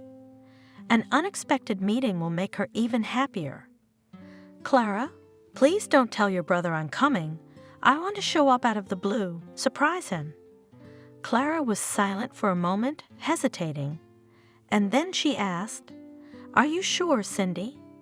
Shouldn't we give him a little warning?" Do you think your brother would be angry if he saw me? He says he misses me all the time. I don't ask him to. You're right, don't mind him. As my mom likes to say, I'm just very sensitive. The conference started on Monday, and Cindy arrived in Bern on Sunday evening. She took a cab from the subway to Robert's house. She had so many homemade pies and pickles with her. She wanted to catch her breath a little from the road and to look pretty to Charles, not tired. Cindy paid the driver and got out of the cab at the corner of the house. There were roadworks further along, patches on the pavement, and it was a bit of a walk. A couple was saying goodbye at Robert's front door. A shapely girl in a light, unseasonable mini dress and a half coat thrown over her shoulders, with white thick hair down to her shoulders, was kissing a young man on the lips who lightly embraced her below the waist. She broke the kiss, but continued to stare at her companion. It was Charles, slightly wrinkled and pleased with himself. Should I say hello to your country girl for you? Cindy heard a familiar voice, playfully melodic, almost flawless. What is she doing here? Nancy laughed softly, turned away from Robert and faced Cindy. There you go, one leaves and one comes in. She wasn't confused, but she didn't wait for an answer. Nancy was leaving in no particular hurry, in her usual gait, what Cindy's mother used to call a catwalk walk. She had known her friend too long and well. She was convinced that Cindy would not run after her, could not bring herself to move. Cindy's travel bags were frozen in her hands, and she had to at least put them on the pavement to lose all their weight, and her fingers wouldn't stretch, wouldn't obey. Charles, as if nothing had happened, took hold of the handles of the bags and pulled them toward him. Let's take them and go home. Cindy obediently followed him as if in a fog. In the elevator, she stood looking at her feet, or in the corner, unable to look up at Robert, as if she were afraid of seeing someone else entirely. In the apartment, she sat down on the edge of a chair on the corner of the table, her back to the disassembled sofa. Bunny, I didn't think you were such a child as your charges in the younger group. Charles addressed her condescendingly. It's not like you and me, pure physiology. We don't see each other much. I'm a healthy man, and I have needs. I was sure you would realize that, and not come without warning, so as not to embarrass me and yourself. I would never have let you run into each other here if I had known. I'm not afraid of you coming without warning any time, Cindy replied. Zai, that's why I'm marrying you. You have all the qualities of a good wife. This is your pseudo-girlfriend, with pleasure spend time, but only idiots marry them. Yeah, you're not an idiot. You want a country girl at home who's easy to fool. Zai, don't mess with my head. It doesn't suit you. People like her just want to assert themselves at the expense of others, at least to make a mean comment to someone more fortunate. And you fell for it like a little girl. Yeah, she gets leftovers, and she convinces herself that she's beaten someone. Cindy listened to him. She dares to look up. He doesn't think he's wrong. He sees himself as a gift, a prize being fought over. I guess it's good to be like that, as long as there are fools like Cindy. She stood up and picked up a smaller bag from the floor. Here's your other one with the pies in it, and the winter cooking. Charles, with a conciliatory smile, blocked her path by the front door. Don't be silly, Cindy. Where are you going for the night? To a hotel. I have a departmental reservation. I'm here for a conference, not to catch you red-handed. Wow, we're so strict. Are we rehearsing an insulted wife? Let me through. Yes, come in, of course, I'm a beast. When you cool down, call me where you're staying and when we're free. Let's go out after my work and your conference. He was smiling in a friendly way. It was funny, he didn't even think to hide it, or at least play remorseful. Cindy didn't even have tears. It was like a stone had been placed on her chest. She decided not to call her mom. She wouldn't help anyway. She'd just get upset. She'd think a lot, think in silence, and so order slower. At 7:00 p.m. the next day, when she had just returned to her room, Charles called. Cindy had agreed with herself yesterday that she would not answer the phone, but she broke her promise. People change, realize things, even overnight. You can't rule out that slim little chance. Charles suggested businesslike when she gave him the address where to pick you up. He didn't doubt it at all. She realized wryly. People don't change, you just get to know them better over time. But maybe he was just pretending to be so cynical. If he didn't care about Cindy, he wouldn't be calling now. He'd be taking the opportunity to get rid of his annoying friend easily. Why all those emails and postcards? The calls, the gifts, the introductions to families. He loved her, she couldn't be wrong. She wasn't some posh, unapproachable socialite to win her over out of ego. So he does love her. She just didn't know how to express it the way Cindy wanted to. She gave the address. Charles arrived, quickly, brought a bouquet of white lilies, suggested they go to the premiere of a comedy. He was the same as he'd always been, joking confidently, opening the door with a warning. Cindy wondered if he was pretending, or if he really didn't see that she seemed frozen or petrified now. He was chuckling quietly at the movie, enjoying the evening. And Cindy didn't care much at all about what was happening on the screen around her. "Shall we go home?" he suggested lazily after the movie. "Let's order delivery for dinner, a bottle of wine." Cindy was silent, remembered the Nancy front room, the disassembled bed. "I can't go there yet. You know, this hurts me, and you don't even apologize, even though it's so easy. Just because I love you doesn't mean you can do this to me." "Here we go," Charles said curtly, wrinkling his nose. Everything was fine, and now it's back to this kindergarten stuff. Really, your element is kindergarten. You're in the right profession. He turned and strode leisurely to the car. Cindy could hardly restrain herself from rushing after him. She was afraid. Even his back showed that he might be gone for good, and she could do nothing about it. She can't hold him back, make him regret what he's done and apologize. She can't do anything. She's a hen, she's a hen, she's a pussycat, she's a hen. Nancy's right. The third day of the conference was over. Cindy was going home. Charles still hadn't called.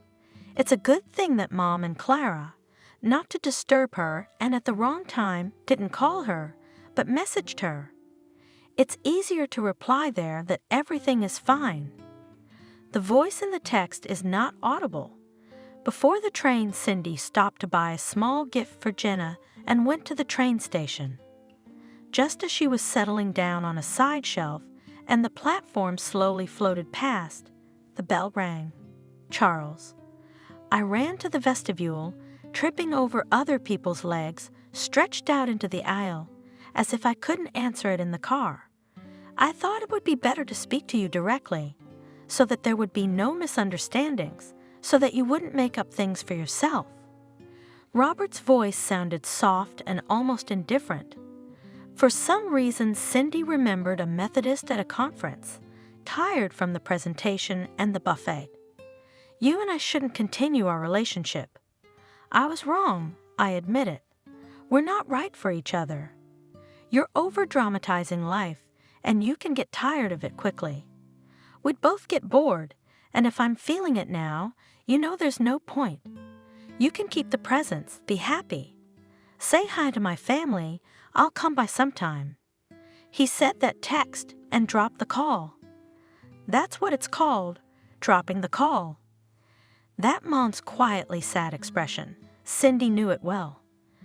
Mom, you knew this would happen, and you didn't say anything to me, not once. I'm like an old crow that just wants to caw. I didn't like Charles very much, but my opinion is just my opinion. I'm entitled to be wrong, and it's not that uncommon for me to be wrong. Why would I want to ruin the best parts of my life?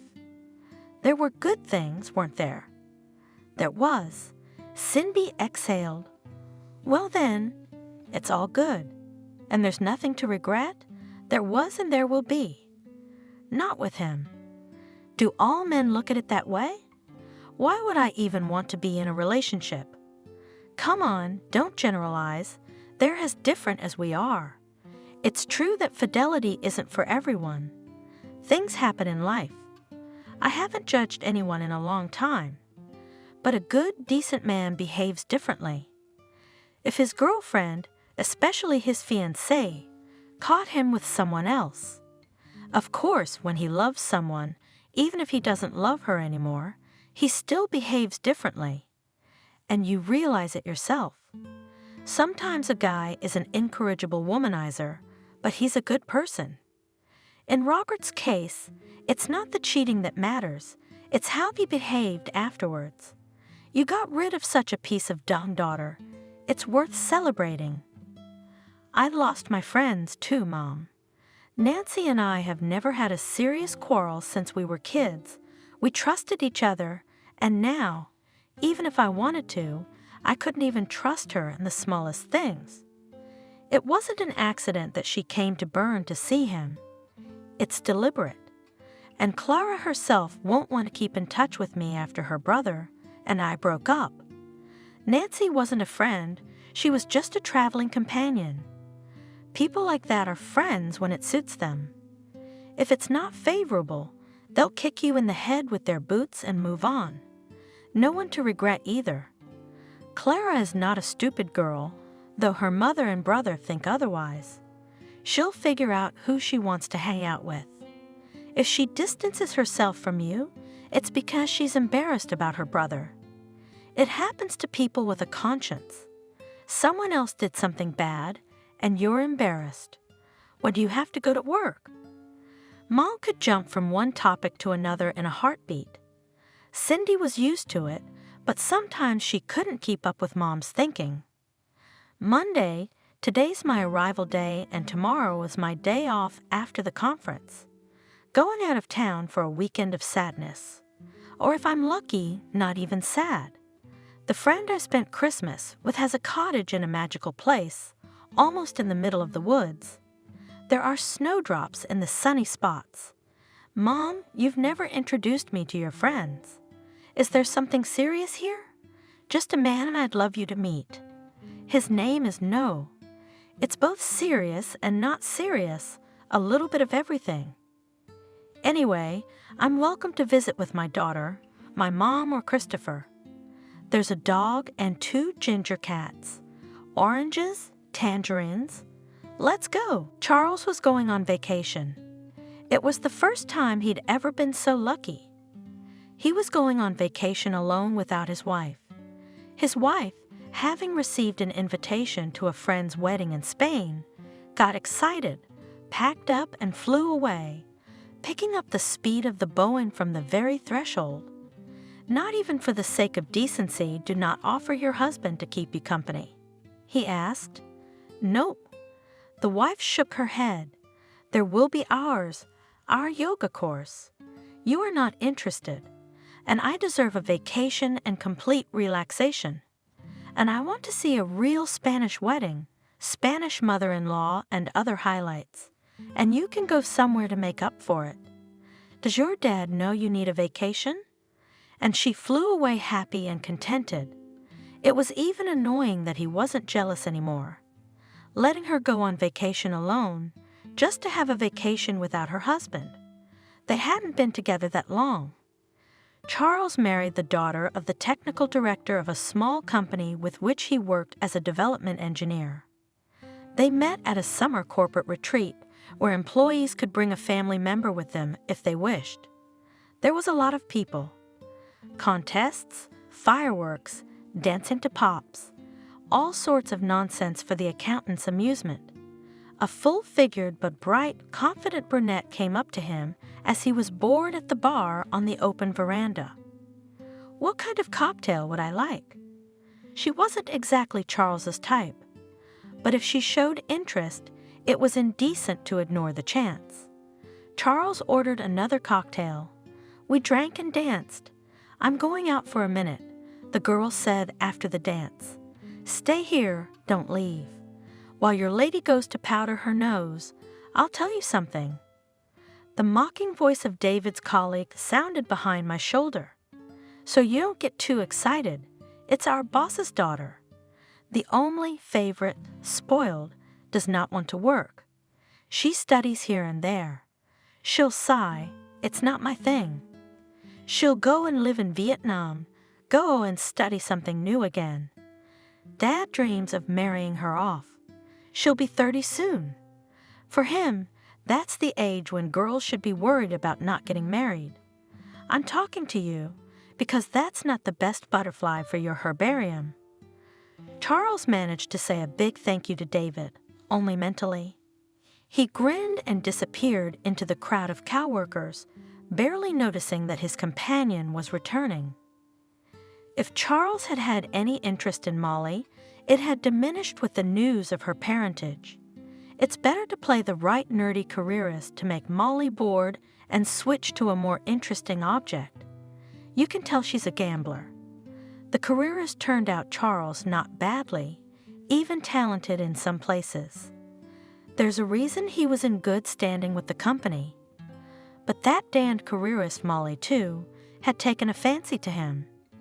She preferred to think of herself as a romantic, but in fact she was determined, strong-willed, and tenacious. Charles, who liked to set the tone in relationships and get the girls talking, felt driven for the first time. Molly had asked for his phone number herself when she left the corporate party with her dad, and she'd called him herself, never doubting that he'd welcome the call. She could call in the middle of the day. We talked about cars, boats. Charles was invited to go fishing in a narrow circle, in which revolved quite closed, serious John. There was a lot to think about. He seemed to be seen as a future son-in-law. His relationship with Molly was a protracted fling. Charles just didn't want to complicate his life for fear of unintended consequences. In the eyes of Molly's parents, he clearly looked like a well-mannered, serious young man with moral principles who needed more than just a bed. It would be very funny if it wasn't happening to him. Charles, a week before the fishing trip, read several thematic sites and bought himself the right equipment and the right spinning rod with which it is not ashamed to appear in a serious fishing community. He enjoyed fishing as a hobby. He was looking for an upside to his position, and that's the first thing that came to mind. Basically, he just wasn't planning on getting married yet. He was quite happy with the advantages of being single, but if he reconsidered his plans, things were looking up. The second such chance for a guy from a small town, from the most ordinary family, may not be. Without the right acquaintances and favorable kinship, he expected only routine work and slow career growth. That is, if in an office with business trips without a shift, and he didn't want to shift anymore. Charles liked comfort. If he was honest with himself, the prospect of marrying Molly, say, the daughter of the head of the security department, suited him just fine. Gray, with a heavy chin and the look of a school vice principal, would be a really dull option. Molly is bright, draws male attention to herself, and on the whole, she is a good-natured, cheerful girl. If you don't look at the little things, Charles was well aware of what embarrassed him the most. He couldn't stand feminists and seriously believed that most of women's woes are from their influence. He makes the money and dictates the rules. He envisioned his wife as a pretty, gentle girl who owed him a lot and recognized his dominance. He'd had one once, almost 3 years ago in his hometown. It seems it was in another life. Cindy's kindergarten teacher, cozy knave. He actually almost married her, thought she was just right. If I'd gotten my hands on her girlfriend, who was playing hard to get, the hunter's appetite kicked in. And his girl was in the wrong place at the wrong time and saw them.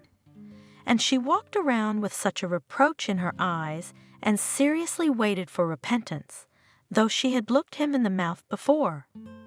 Charles saw the devil in a quiet pool and changed his mind about getting married. He had achieved everything on his own, not to have his standards imposed on him. Now here we go. He was definitely not going to live by his own rules. Charles hadn't decided overnight Friday and Saturday what line of behavior to take at the informal meeting. John, his two friends, and his cousin greeted Charles cordially and did not show their superiority. Late in the evening, when the company drank and dined in a cozy shooting cottage, Evgenievich called Charles to the terrace and asked directly to you seriously with Molly. Just honestly explain like a man to a man. I'll understand. I love your daughter. John stated, Charles, whatever happens, and what's the holdup? She's waiting. It's just a fashion for girls to be independent these days. In fact, they're waiting for a man to take the initiative. You know that without me? I'm not a boy anymore. I realize I can't give her the standard of living she's used to. Caught the Charles part. I'm afraid I'm falling short. I don't want to look like a slick, provincial Alfonso. It's not for me. I realize Molly deserves someone more successful. Look how proud we are. Okay, I get it. I get it. I get it. I get it. Now I'll tell you. My daughter has my character. It doesn't matter to us that you're not status. It's all gonna come if you want it to. And you have it. I can see that, and I'm gonna help you. I care about my daughter's happiness, not what anyone thinks. I don't work for myself like Papa Carlo. When you have kids of your own, you'll understand. Molly never wanted to get married. She's never wanted to get married, but she wants to marry you. So don't hesitate and don't procrastinate. Propose. My mother and I will organize any wedding you want. You can have 300 people, or just the two of you in the Maldives. Thank you for your understanding, John. Just as long as it works out. That's how Charles got married. Molly didn't want a crowded wedding. She wanted a modest ceremony and a romantic exotic cruise. Weddings are only for drunken guests and hackneyed plots, she said. Charles was grateful to her. First of all, he was bored by crowded gatherings. Second, he realized that his mother and Clara would look out of place against Molly's friends and peers, who were groomed and carefree. Poor, simple relatives of a provincial Alfonso. And no lavish wedding, there is no demonstration of their kin. Charles called home and announced that he was getting married. They would go on a wedding trip, and then they would stop by sometime to visit with gifts. Since then, Charles has never gotten around to stopping by even by himself. Mom came to visit a couple of times at their new apartment. She liked her daughter-in-law, sociable, friendly, energetic. Her son listens to her, and he's very much in favor of control. You can see that. That's what Mom told Charles. He even listened calmly, did not object. His wife really is a good influence. At the airport, looking for his flight on the electronic board, Charles stumbled, stepped on something hard, and almost twisted his foot. He cursed quietly, looked under his feet, and saw a child's wooden cube with letters on it, almost identical to the ones he had as a child. This one rolled farthest away. A thin, red-haired girl was collecting the other cubes in a box a little farther away. He hadn't thought of her in 1,000 years, but he recognized her immediately. Cindy, my goodness. She hadn't changed a bit. Still busy with her children's toys. Well, that's to be expected. She straightened up, looked around for someone Charles hadn't seen. He took advantage of it, jumped up quietly from behind, handed her the ill-fated cube from behind her shoulder, and suddenly in a stern inspector's voice, asked, "What is Cindy suddenly doing at the airport on a weekday?" Accompanying a daycare center on a tour of the uncles of the pilots and aunts of the flight attendants. Cindy shuddered slightly, barely noticeable, and turned around. Confusion and bewilderment flashed in her eyes for a few seconds, but was immediately replaced by a calm smile. "Cindy rests sometimes." With a softly indifferent grin, she replied. She ignored the tactless prank. Charles wanted suddenly to continue the conversation and embarrass her after all. But Cindy saw who she was waiting for. A little girl with a mop of auburn curls and bright red sneakers was running toward her. Behind her came a panting, cheerful girl and a preschool boy. "Mom, it's okay. We're all cleaned up and everything is fine," the little girl reported to Cindy in a ringing voice. "Good for you, Foxy." Cindy laughed. "Take the cubes, put them in Mason's backpack, and don't look in anyone else's backpacks." I played customs with Mason. I found the little girl right away. She looked just like Cindy. Same thick hair, same clear skin with a few freckles. Only her eyes were not light brown, but blue, not almond-shaped, but almost round, big, and mischievous. You can already see that she will grow up to be very beautiful. Charles suddenly thought, "Thank you, Kathy, for putting this gang in order." She turned to her friend. "And I met an old acquaintance while I was waiting for you." And she gave Charles a polite nod. "We should go. Have a nice vacation or business trip." "And to you girls," Charles nodded. The friends separated the children, taking each of them by the hands, and went to the baggage claim line. Somewhere in the middle of the line for the Bali flight, an elderly woman with suitcases was waiting for them. I wonder if he was just choosing between Cyprus and Bali, but he chose Cyprus. It would have been funny if they had flown to the same resort town. But we didn't. And probably, with children choose other resorts, as John likes to say, will be their own children, you will understand. Where did you fly away, carefree, funky mood? Handed over the suitcase, sat at the bar with cognac and coffee. It seemed that at the opposite end of the hall still flashed this four, moms with children. Cindy the girl, about 5 years old. As far as he understood about children, they'd said goodbye just about 6 years ago. He could very well be her father. And his eyes. What's he getting so worked up about, though? There's no such thing as eyes.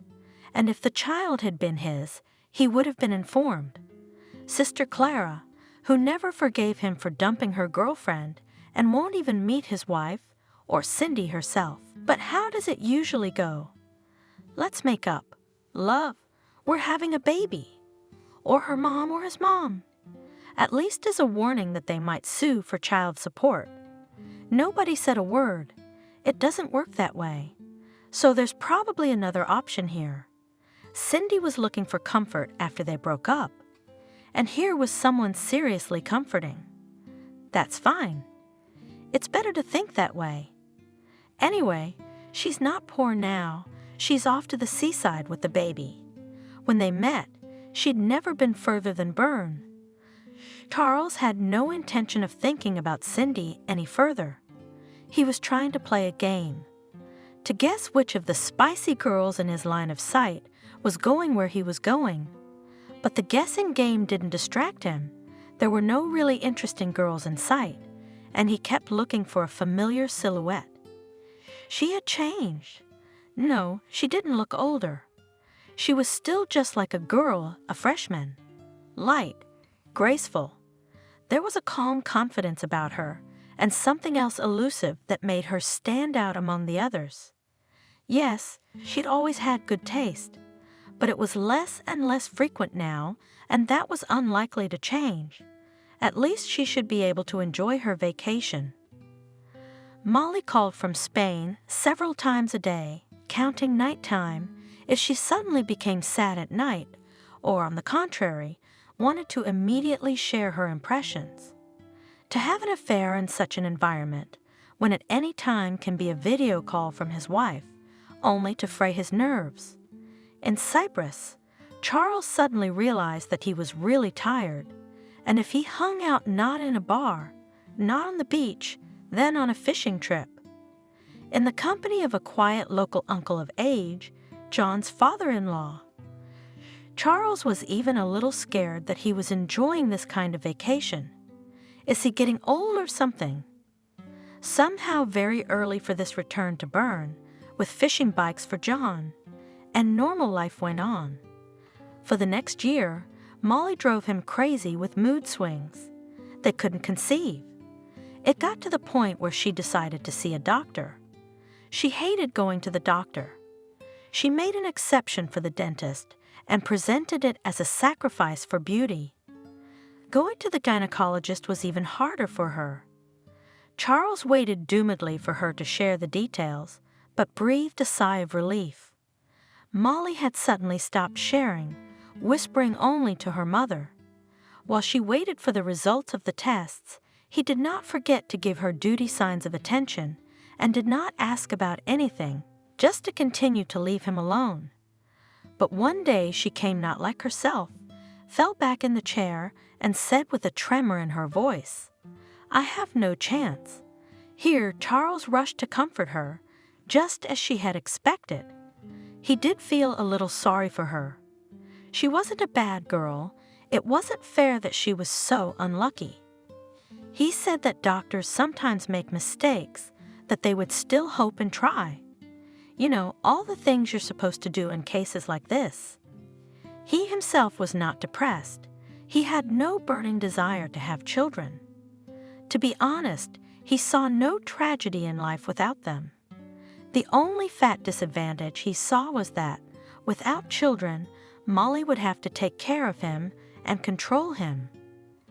After another year, Molly, having consulted with Mom and Dad, voiced Charles' decision. They would adopt a child, or rather adopt a child. She wanted a girl. Charles, accustomed to show firmness, but from fright remembered the past and answered categorically and adamantly no. Don't even try to approach me with that proposition again. You've grown up like a greenhouse flower. You don't know life, you have no idea what genes these rejects might have. I don't really believe in upbringing when there's been 7 generations of marginalized people. No matter what you do, the genes will show up. No, that's all. He was sure Molly wouldn't leave him because of that. She loves him too much. She'll whine from time to time. But he put up with that.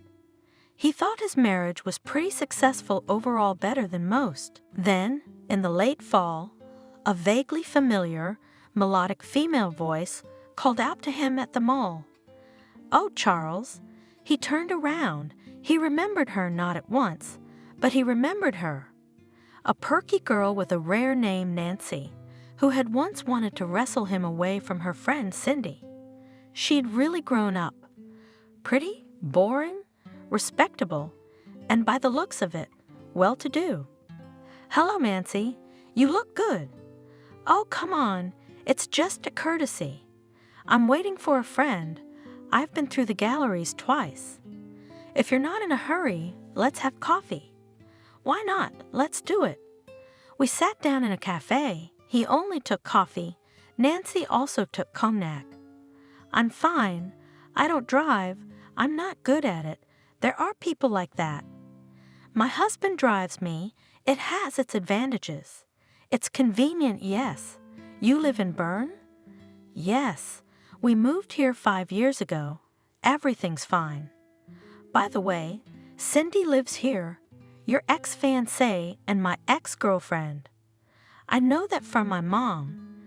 I shouldn't have looked at you the other day. I just lost a good friend. But I'm okay with that. It's been a long time. Do you have a wife, children, or are you a love tramp, Casanova?" "I have a wife, no children. Not that I know of, anyway." "Well then, you don't know much," Nancy remarked without a trace of schadenfreude. You really don't know, or just don't want to know. Charles had already guessed what she was going to tell him. Our Cindy has a daughter with you. Lisa, she's already in school. You'd have to be such a principled girl like Cindy not to ask you for child support. I don't think it's my child. My mother or sister would have told me. Mother, I suppose. If someone had told her, Clara would know, but her friend asked her to keep quiet. When you and Cindy split up, she moved to Bern a couple months later, got a job at a private day care center. Some friend of her mother's, Aunt Evelyn, helped her. Then she married him. Imagine that. And my mom also has a friend at our women's health clinic. She told me that Cindy came to see them and that Cindy was pregnant. It's definitely your baby. When it comes to Cindy, you can be sure. So Cindy and Aunt Evelyn didn't say anything to anyone. It was just a quick getaway to Bern. Cindy left. She gave birth here, and she lives here. I don't know her address. I don't know her phone number, Daddy. Why are you telling me this now? I don't even know. Someone must have told you. You decide whether you need this information or not. Nancy laughed softly. Another 6 months passed. Spring came. Molly had lost weight from worry. Charles had always found thin people more attractive, but his wife didn't like thinness. She'd even forgotten his adamant statement about adoption. She kept asking, demanding, crying. But one day she met him from work, soft, calm, and thoughtful. After dinner, she made them both a cocktail, sank quietly into a chair and said, "You already have a child, so you don't want someone else's. You don't even ask where I went for 2 days. You're not interested. I went to your sister's. I've been wanting to meet her for a while, so I thought, why not now? They're both great sisters and nieces. I got it out of Clara that you had a kid. You know how hard it is to get rid of me, don't you? No, no, no. I'm not gonna fight. That was way before my time. On the contrary, I have something good to offer you. Don't laugh. I've given it a lot of thought, and it's a good thing. Why don't you meet my daughter? Why don't you come and visit us on the weekends? We'll give her gifts, support her financially, just be friends. We'll have a child in the house, and it won't be someone else's child. I know it's not uncommon for a girl to be friends with her stepmother. She's so pretty, your daughter. Clara showed me a picture of her. And very capable, as Clara says. She's a quick learner. Her mother will be very happy that they suddenly have support. Molly, I myself found out 6 months ago by accident that I had a daughter. You may not believe it, but it's true. If her mom needed my support, she wouldn't have kept me in the dark for so many years. She's a different kind of person, a little weird. Clara told me how you two broke up. Tried to be unemotional, smoothing over the facts, probably felt sorry for me. It's not for me to judge you. I had 2 abortions when I was young, and now I have no children. So as far as moralizing goes, that's not for me. If you're uncomfortable talking to your daughter's mom, I'll talk to her. Maybe it's better that way. I'll be honest, I'll explain everything, she'll understand. I'll be Lisa's aunt like Clara. Molly, I always thought you were a practical, reasonable woman, at least adequate. Why do you have such crazy ideas? Well, find yourself a hobby. Don't obsess about the kids. That's ridiculous. If you worked like me, you wouldn't have time to think about nonsense. Aunts, uncles, have you ever thought how stupid I'd feel in this situation? Like you think a lot about my feelings yourself. She wanted to say something else, it was obvious, but she kept quiet. Well, it was great that she had learned to stop, at least for a while. Cindy and Lisa were returning from a sports, ballroom dancing class, walking leisurely. Lisa was enthusiastically telling her news, demonstrating at the same time the new moves she had been working on today. It was very difficult for her to stop right after class. The instructor noted her flexibility and plasticity. The day is warm today. The sun is already warming them, not just shining on them. In the playground outside their house, away from two local grandmothers with strollers, a strange woman sat on a bench. When she saw that Cindy had spotted her, she stood up and walked toward them. A well-groomed brunette with a beautiful tired face, not a single wrinkle, but you could see that she was a grown woman, not a student, but definitely not one of the moms or other relatives of the children from her daycare center. "Hello, are you Cindy and Lisa?" Greetingly, but somewhat tensely, she asked. "Yes, my name is Cindy. This is my daughter." Cindy replied in her tone, but a little wary. This didn't seem like an official visit. "Cindy, do you have a moment to talk privately? Can we talk here?" "Lisa, take a little walk around the grounds. Please chat with our neighbors." "I won't be long." "Okay." The girl replied with a curious glance in the direction of the stranger. "I'll be around if you need me." The brunette smiled, escorting her with an attentive look, and hurriedly introduced herself. "My name is Molly. I'm the wife of Charles, Lisa's father." There was a careful silence between them for a moment. Cindy broke it gently first. "All right, let's get acquainted. I won't even try to hide my bewilderment. Why do you need us?" "If we haven't threatened your family's budget so far, we won't. I realized that a long time ago. That's not why I came to see you. I wanted to ask you to let Lisa meet her father. Has Charles become so shy over the years that he needs an intermediary?" Cindy laughed softly. "If he suddenly wanted to communicate with his daughter, he would have come himself. All the more reason for you to mediate in such a matter. I can see he hasn't changed. He's as indifferent to the feelings of women as ever." "I'm sorry, Molly. No offense. Just the facts." Cindy felt a strange sympathy for her new acquaintance. From Charles's wife, there was no hostility, no sense of superiority. She did not scrutinize Cindy, did not evaluate her, did not compare her with herself. She just looked at her expectantly and thoughtfully, choosing her words. "Cindy, this is going to sound strange, but I would be glad to have my husband's daughter in our home. I have no children of my own, and he doesn't want an adopted one." She fell silent, giving herself pause again to choose her words. "I think I understand. I don't need to explain further." Cindy stopped her. "I'll tell you a platitude. Doctors sometimes make mistakes. I work in a kindergarten. I know many such stories.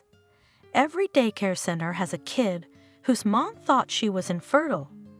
Hope for your chance. The attitude helps a lot. As for Lisa, I am getting married in a month, and for Lisa, my future husband is her daddy. She doesn't even question it. By the way, neither do I. Imagine if this were your child and your situation. What would you do?" Yeah, I'm not coming back. Sorry for the stupid idea, the time wasted. I'd have a very different conversation with me if I were you. And I'm sure you'd understand, too." Cindy replied, "Thank you." Molly nodded. She turned and walked toward the parking lot, waving to Lisa as she went. "I felt sorry for myself at first," Cindy thought, looking after her. "I've never been as lonely as she was, though. Sebastian won't arrive from his business trip until tomorrow. Lisa is already asleep, and she's not sleeping a wink. No, there's nothing to be afraid of course Charles won't come. He didn't like to complicate his life, and he was hardly in love. When they parted, Cindy was no longer lying to herself. She was in love with a man she should stay away from in the first place. How could I have been such a blind fool? She asked then, telling her mom. It wasn't even her mom. It was a question of space, but Mom was answering. If we were smart in love, humanity would have died out long ago. Convincingly, she answered, so that doesn't speak to your personal stupidity. It's just the way things work. And I've had that happen to me. What do you think? See, I'm alive and enjoying life. I don't think I could ever really enjoy anything again. And it seemed to me the main thing is you don't force yourself. You don't have fun, not sincerely. You want to wear mourning for love, then wear it. It will end on its own, you'll see. Maybe psychologists would burn me at the stake, but that's what I think. Cindy believed Mom. Mom was not only her own psychologist, but she was also a psychologist to others. Cindy was sure that many of her clients had been coming to her for years, not so much for a closet makeover, but for a chat. They talk to their mom and see that their problems are not so terrible and insoluble. And then came a series of happy coincidences. Mom introduced Cindy to her wonderful friend No. No's older sister Camille was the head of a prestigious private daycare center in Bern and was visiting. And she lured Cindy to join her, even after she learned she was pregnant. Cindy had doubts at first about how she would be alone in Bern with a baby. Camille reassured her. Not alone, we're already family. Your mom and my brother are about to get married. I live alone in a big apartment as it happens. I can't stand being alone. I'd be glad to have your company if you don't like it, or if things don't work out. You can always go home. Cindy was a little shaky. She wasn't ready to leave her mom, her junior group, Jenna. She wondered how Camille would feel. Her mom gave her a shocked look. Don't think I'm kicking you out by deciding to start a new life, but I'd go if I were you. You should try it. It's not just that fate throws up such coincidences to make it easier for you to start over. That's how Cindy ended up in Bern. She lived, worked, raised Lisa, and a year ago, she met Sebastian in a supermarket, accidentally putting a chicken in his cart instead of her own. And it was the last chicken on sale. We laughed. Cindy was already married to Sebastian for 3 years when she found out she was expecting a baby. She went to the antenatal clinic to check in and bumped into Molly at the entrance. She had put on a lot of weight, but it suited her. "Oh, Cindy," she cheered. "Look, you were right. You must be a good witch." She pointed to her prominent belly, and Molly looked different, glowing with a contented calm. "I'm so glad you and Charles are doing well." Cindy said sincerely, "I'm fine, but I have no idea about Charles. We don't talk.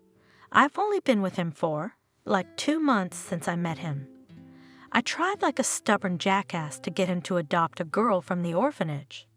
He even stopped calling me by my first name, just Hen. They say I'm obsessed with the desire to have a child, unlimited, and I really already had something like insanity. I'm used to getting what I want. Of course, it was hard on me. Charles had a young girl. I didn't feel anything special when I found out, but I felt sorry for the girl. I met her and drew a verbal portrait of our mutual Charles out of female solidarity. By the way, we are still friends with her. And Charles she left not immediately, of course, but the main thing herself. I gave up. I decided to get away. I went on vacation alone so I wouldn't have to see his perpetually disgruntled face. And there I had a resort romance, and I suddenly saw thanks to him, and my husband does not love me at all, and I do not love him anymore. I was wrong about him. I'm weird. Why should I be surprised? So I came home and got a divorce. He even quit his job out of fear, as if my father would hurt him. He never would. My dad's the wrong man, and my resort fling turned out to be a serious love affair. Who knew? And now I'm about to be a mom. I'm pretty sure I know the real reasons why Charles and I didn't have kids. He didn't love me, not at all. And it worked for some reason, like contraception. Everyone laughs at me, even my mom. One old doctor said, "Yeah, she's seen cases like this before. I'm not the first, and she believes me. If it feels right, it's right. Bring your baby to our daycare later." Cindy smiled. "I was just going to say, I'll bring my baby to your daycare center." Molly laughed. "I'm having a son. You don't have to wait so long. Come visit us with your husband." And they exchanged phone numbers. Cindy went home happy. She remembered Molly sometimes, and it was a sad memory. It was nice to know that another person's life had changed for the better.